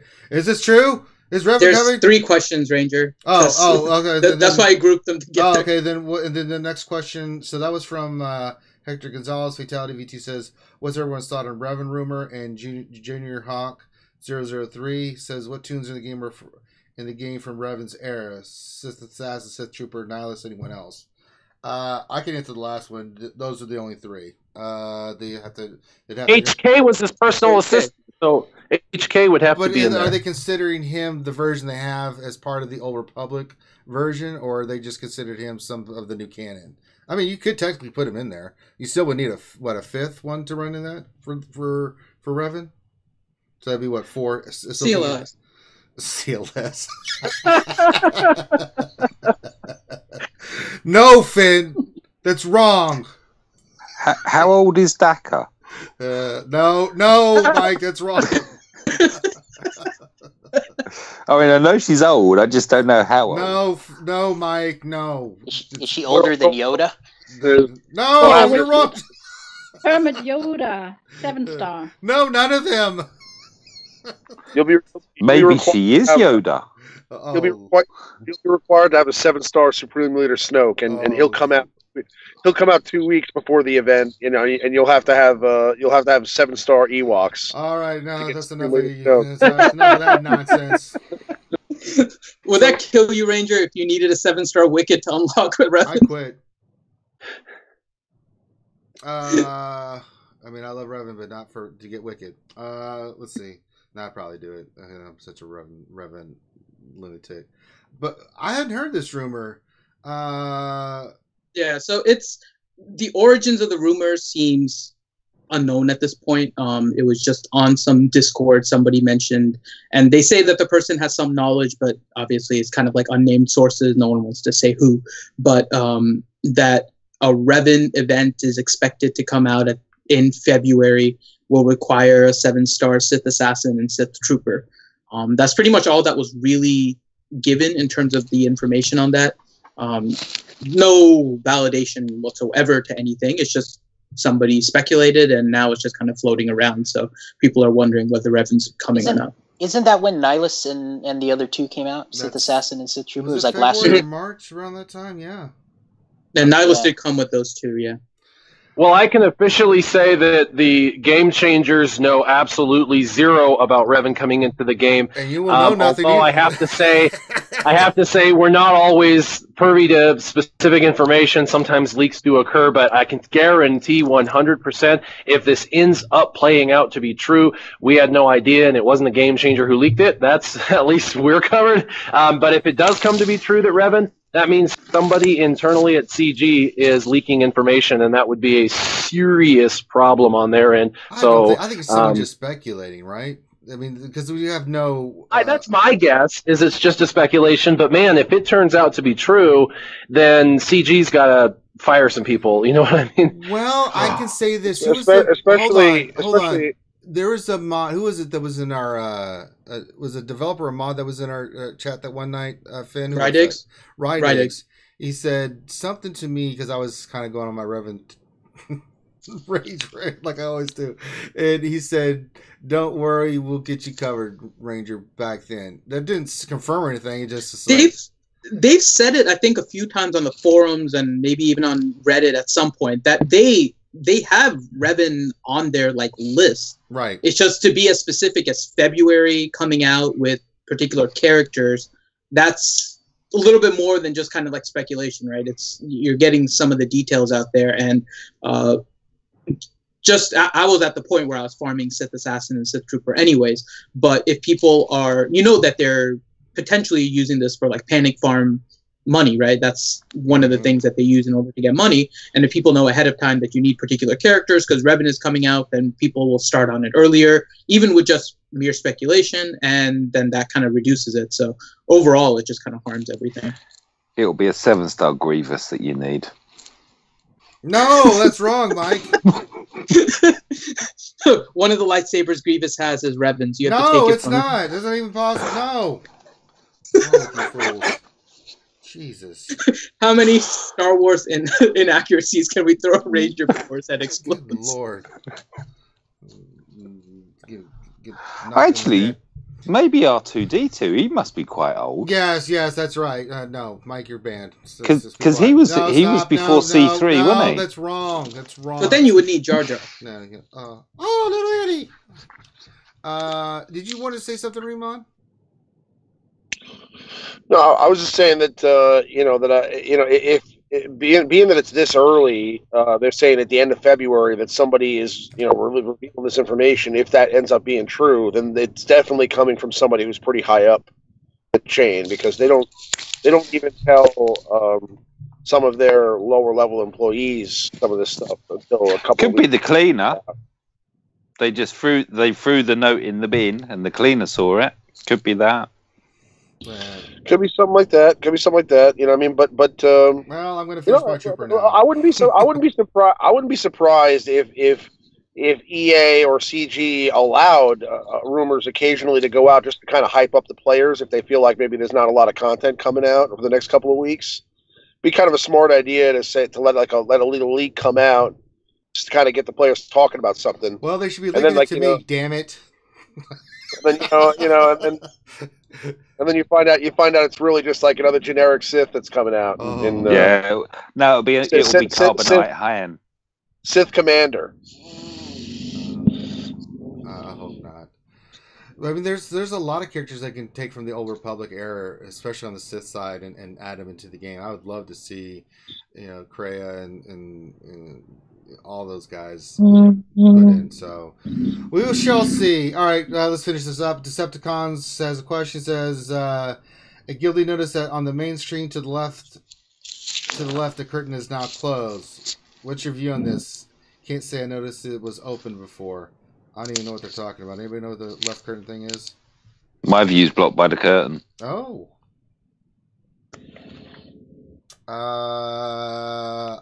Yeah, it used to be slightly open that you could see I think you could see like the yellow background in it, but now it's a little bit more closed, I think, than before. So paying customers in there. That's the champagne room. Let's see here. Question for everyone: which Zeta do you regret the most? The one boo-boo I had, I'll start off with Cassian, but that actually came out and worked in my favor. I did it by accident, but he really rock and rolls on that Rogue One team, him and Jin with their Zetas. I mean, it was an accident. So initially I would regret it because I was like, oh my God, what have I done? I just wasted a Zeta. But now I'm like, that wasn't bad. I mean, other than that, I haven't really hit a Zeta on anybody that I didn't use or got some value out of it. Has anybody had a Zeta that they now look at and like, oh my God, what have I done? Mine is the same. At least when I Zeta'd them, I had a use for them. Like, looking back, I don't really need Vader Zeta anymore. I don't need Kylo Zeta as much anymore. But, I mean, I used them quite a bit initially, so I have no regrets on Zetaing them at the time that I actually Zeta'd them. So I don't. It's not pop. I'll admit I did Luminara, so I regret her. Weren't you feel the same about Ahsoka for a while too? You're like, I can't believe I wasted this. Yeah. Well, no, that's like gearing up Ahsoka and everything. I think I could have just left her 7-star in Gear 1 and she would have been fine. I will say something though. I have a newfound respect and love for the Boba Fett Zeta now because of Darkside territory battle. So yeah, that thing has saved me numerous times. I've gone phase 6. I've gone like 1 versus 4 with Boba Fett, no problem. With that Zeta. So I'm just mentioning Boba. I'm just wondering how Boba would do if he's protected enough against a JTR squad. Because the amount of green they pop up is just going to be like open season for him, isn't it? Yeah, Boom, it would be similar to Phase 6 of the Darkside territory battle. The Rebels get a bunch of buffs, and if you can protect Boba, then he'll get his missile off like every 3 turns or something like that? Yeah.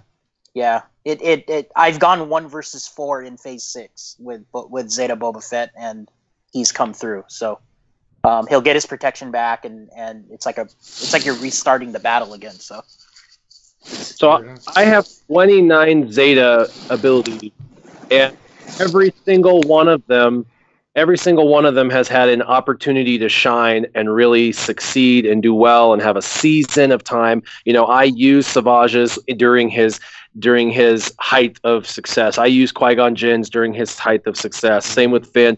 The only one that I have that I truly and utterly regret is Cody. And this is why. Oh. Everybody absolutely was on the Cody train before Resistance. It was all about the clone. Even before territory battles, we were like, oh, yeah. They were the first team that everybody tooted the horn of, like, 6 million damage, you know, like, this is insanity. And everybody did it. And you know what? I didn't. And the reason is I hardly ever get a chance to play the raids. And so because of that, I'm like, you know, I'm arena, really, so I'm going to keep putting my Zetas into arena. Well, finally, I got to the point where my arena team was pretty stale. I had gotten what I needed, and I had saved up enough, and I'm like, screw it, I'm going to go into it. So I dropped it, and that was like right at the beginning of the height of Resistance and everybody getting on the Resistance train because Resistance had gotten reworked to where their exposes worked correctly. And so all of a sudden, everybody skipped town on the freaking clones and jumped over to Resistance. And I saw how Resistance were able to do 12 million initially, which was double what clones were. So I just abandoned my clones. So I geared them up. It took like 4.5, 5 months to gear them up, got them all up, finally Zetaed him, and I've literally never used him in a raid. So, see, for me, it'd be Phasma. Because First Order didn't become viable until you dropped Phasma as lead. It's like, oh, yay. Thank you for that one. I accidentally say that Leia when I was upgrading her abilities, and I just realized later on I was missing 20 Zeta mats, and I thought, what happened? And so I realized I Zetaed her. But in a way, I didn't regret it because I think not a bad Zeta. She's a great character, and yeah, she's very useful in territory battles, and I use her. I mean, she's not on the bench. That's just like me with Cassian. All right. I regret K2 SO. And you just made Ewokin cry.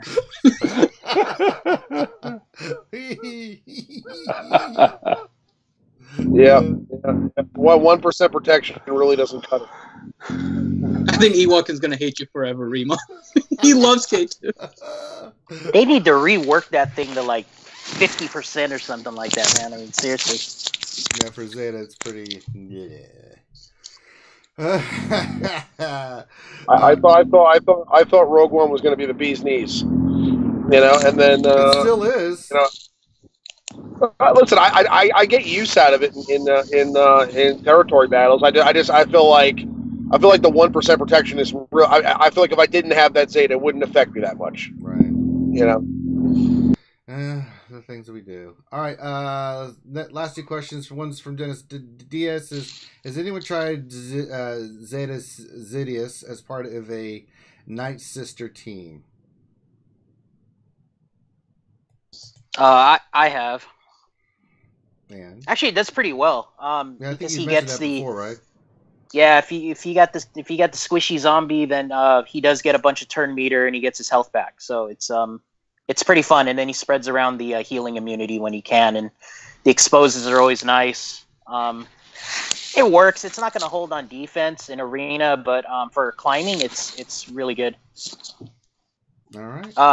I'm on the cusp of possibly doing the double multi-tool on him because I just want to do it. I just haven't pulled the trigger yet, but I'm sitting here with the two green crosses to add the two multi-tools on him, so he gets the crazy stat bonuses and the 10% health steal. But cool. I don't know. We'll see. Maybe I'll make a video on it. I don't know, but we'll see. I've got that for Asajj. I keep looking at that. It would absolutely max my Asajj, and I keep like, do I? How about now? Yeah, Sid I think is the only one that has a double multi-tool at Gear 12. It's kind of like Wampa's got a double bayonet, so I kind of like the thought of that, running a double bayonet or a double multi-tool on one character. Mm-hmm. And then last question for everybody: any New Year's resolutions anybody want to share from Turbs? Lose weight. Can I be as stereotypical as that? Because it's true. Sure. Anybody else? That's what mine is. Anybody else what? Any New Year's resolutions you want to share I mean, mine's finish my damn degree and get them going on my master's, and then get my bench going over reps with 300. But that's about it for me. Win the lotto. Get some of Loki's luck. Swear to God, man. You make me sick, Loki. The amount of money you win. Yeah, I swear, dude. It's like the gods have chosen you for everything. You know what? Honestly, I mean, I wanna set a goal. I'm not gonna speak for all of us, but I want to set a goal. Like, I want to meet like more people that I stream with normally. I had the opportunity to meet Remon and Warrior. That was a fun night during EA Play. So I definitely want to, put in effort for myself and try to, meet up with you, Ranger. And I'd Finn love to. Just I'm Mike a poor student right now, so that's whoever. not happening. So I don't win $9,000 gambling because I don't have even $20. I gotta get through school. No, we'll make something happen. Yeah, but, we'll make something happen. I mean, I would love to do that. I'd like to meet up with more of the we gotta people get that I play this game with. I think we should go to meet up at Vegas or EA Play, one of the two. I think EA Play would be cool. We could do some stuff, and then we get Finn drunk and we get him a wife. I think those are good goals. I think those are good New Year's goals for the RSG crew. Screw you guys, I'm going home. No, you're a doctor. Wasn't that we'll why he make it went happen. to India? Huh? No, nothing. What is who? What? I said, wasn't that why he went to India? But he failed. He didn't have us. Really? Yeah, there's a few of them out there. I know, it's Finn. He's particular. He's I was enamored of his first question was, do you like porgs or Ewoks? So like, what is that? Thing, Next. Yeah. You like porgs or Ewoks? What is that? Next. You like porgs or Ewoks? I like porgs, but not Ewok. Next.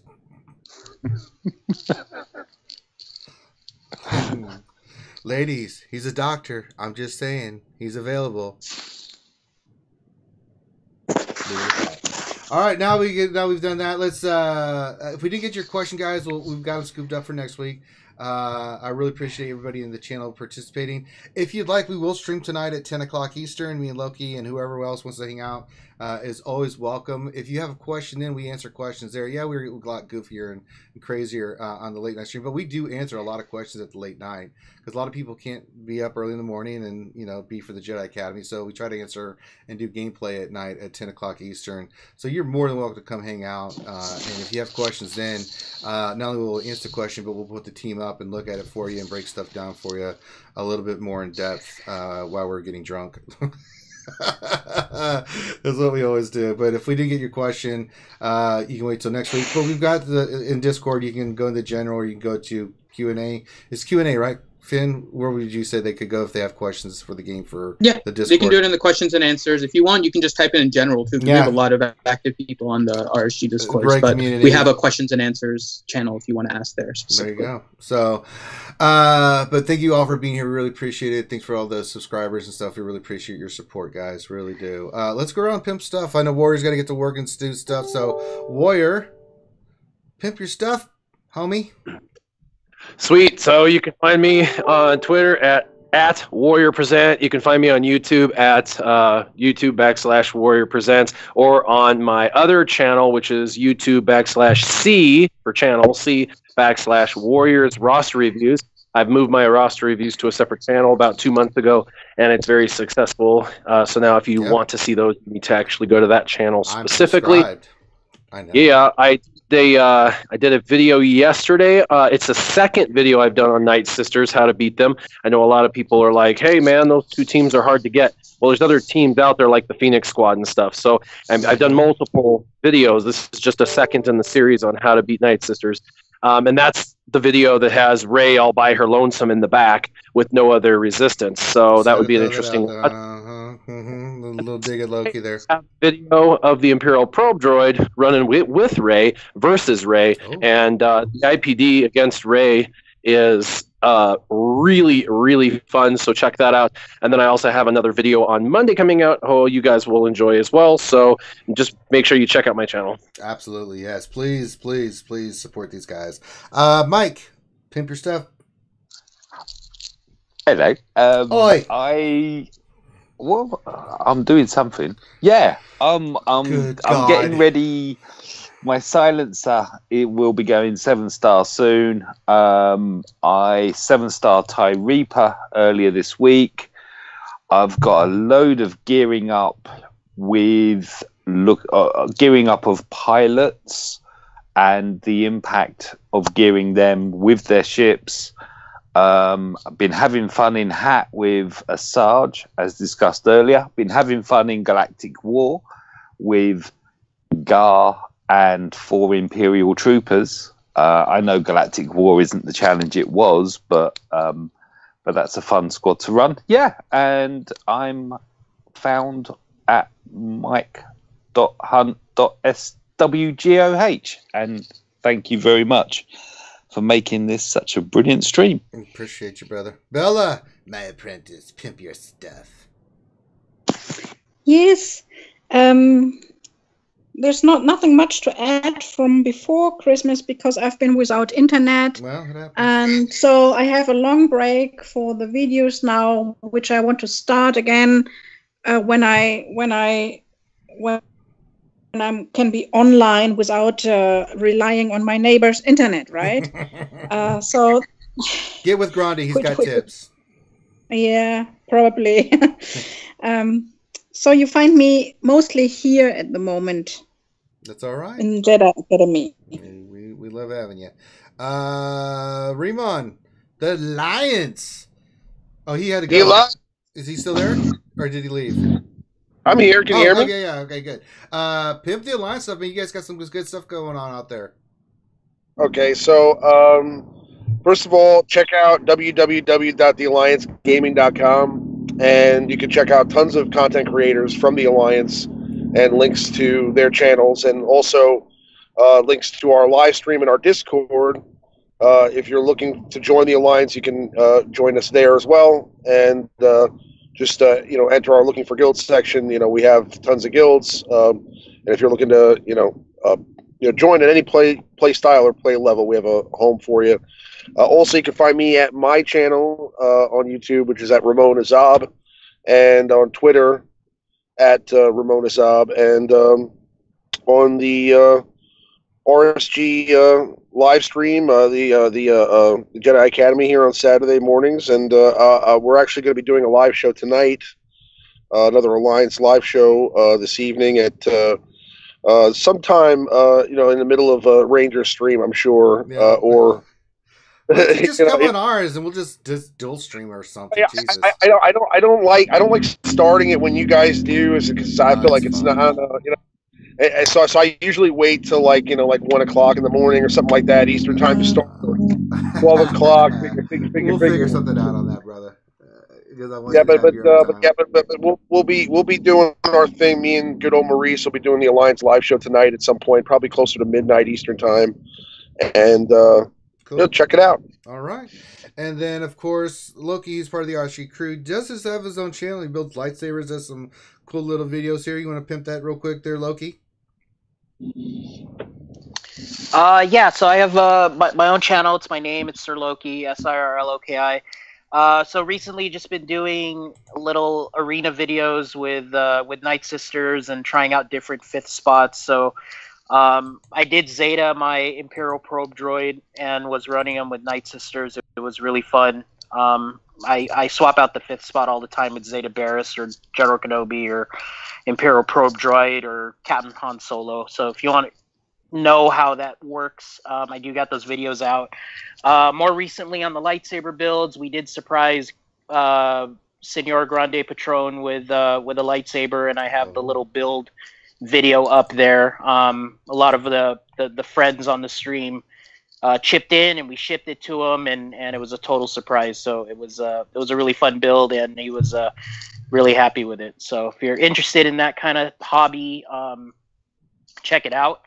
I will say one thing on the whole lightsaber thing. I did find out that the supplier I buy the Graflex hilt, right? So this is actually a really pleasant surprise. He announced yesterday, his name is Randy Johnson. He's with Corbanth out in Arizona. I had the opportunity to visit his little workshop out there, and he creates the replica Graflex hilt, which is the Rey, Anakin, Luke Skywalker, the blue lightsaber, right? So it was revealed yesterday that he actually supplied Disney with 20 of those props that and they used it in the movie. So when the light, I'm not going to spoil anything, but that's his prop in the movie, which retroactively now he told all of his customers, hey, your replica prop is now a actual prop. So I'm pretty amazing. I was pretty excited. Some of my customers contacted me and they were like, did you hear about this? And I said, yeah. So congratulations, you have a real prop now, which is kind of cool. So just want to throw that out there.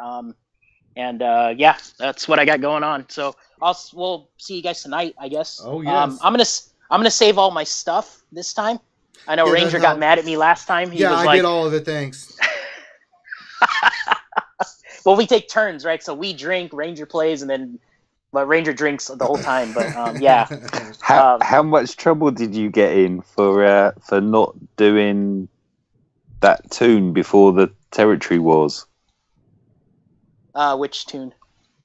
I just recall you saying that you weren't doing it until the stream on Saturday night. Oh, that was the Jedi Ray Unlocked. Yeah, I saved it. Yeah, that was against us, wasn't it? Cheers for the win. It was. Well, I mean, the jury's still up in the air if she's a viable defense squad in Territory Wars, but Grande gave me a pardon, and we were all good. So. Yeah, because outrank Grande. I'll save. We'll save the territory battles and the GW. Yeah, I'll be saving mine as well. So that should be fun. Yeah, we'll have my territory battles, your territory battles, and we can kind of play around with the teams and stuff like that. And then we'll have Galactic War. We'll have all that stuff up for you guys tonight. I'll even save save the Jedi event for tonight as well. So we'll have that because I'm sure Luke already did his. All right, and then this is the RSG channel again. Thank you everybody for being here. We stream typically 3 days a week. We are doing more streams. We got some new content out. We got the new gamer stream for newer players where we break down all the latest updates to the game for new players, give you an idea of where to go, who to farm, that kind of stuff. Finn is consolidating that because we did that 5 days. We did an hour and 15 where we went and covered all the aspects of the game for new players, broke down teams, PvP, all that stuff. I know Finn's working on a consolidation video where you can actually go in, click what you're looking for specifically in that video, and be able to look for, like, say you're trying to understand about arena, or you're trying to understand about ship PvP, or who to farm and that kind of stuff. So we're getting that put together, so that'll be coming out soon. But typically we stream Wednesdays. There's our main stream, which is at 8 p.m. Eastern, where we cover the latest Star Wars Galaxy Heroes news and updates and break it down and tell you what it all means. We look at a lot of stuff. Saturday morning, you're here. It's the Jedi Academy. We will be running this consistently. Now that we're past the holiday season, there's no major holidays coming up for a while, so we'll be doing this a lot. So plan on Jedi Academy be going for a while. That's run every day from 10 Eastern to whenever we finish. And then of course we've got our late night stream on Saturday nights. It's our Saturday night version of we just hang out, we play the game, we show the game off, we kind of answer your questions, we have fun, we hang out, we drink. If you're VIP, you're more than welcome to come in and hang out with us. And we have lots of people hang on there, people from all over come and hang out. It's a little bit more adult, just to warn you, because this is the let loose stream. I mean, the Wednesday and the Saturday stream are where we get to the meat and potatoes, but the Saturday stream is let's just have fun, let's talk about the game, let's talk about Star Wars, let's drink, let's have fun, kind of shoot the shit and have fun. That's what it's all about.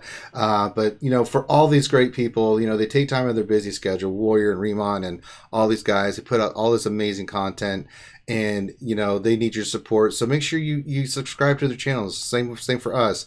Give us a thumbs up, give us feedback, as long as it's constructive. Don't be an asshat. We'll just delete your message. It's just the way we are.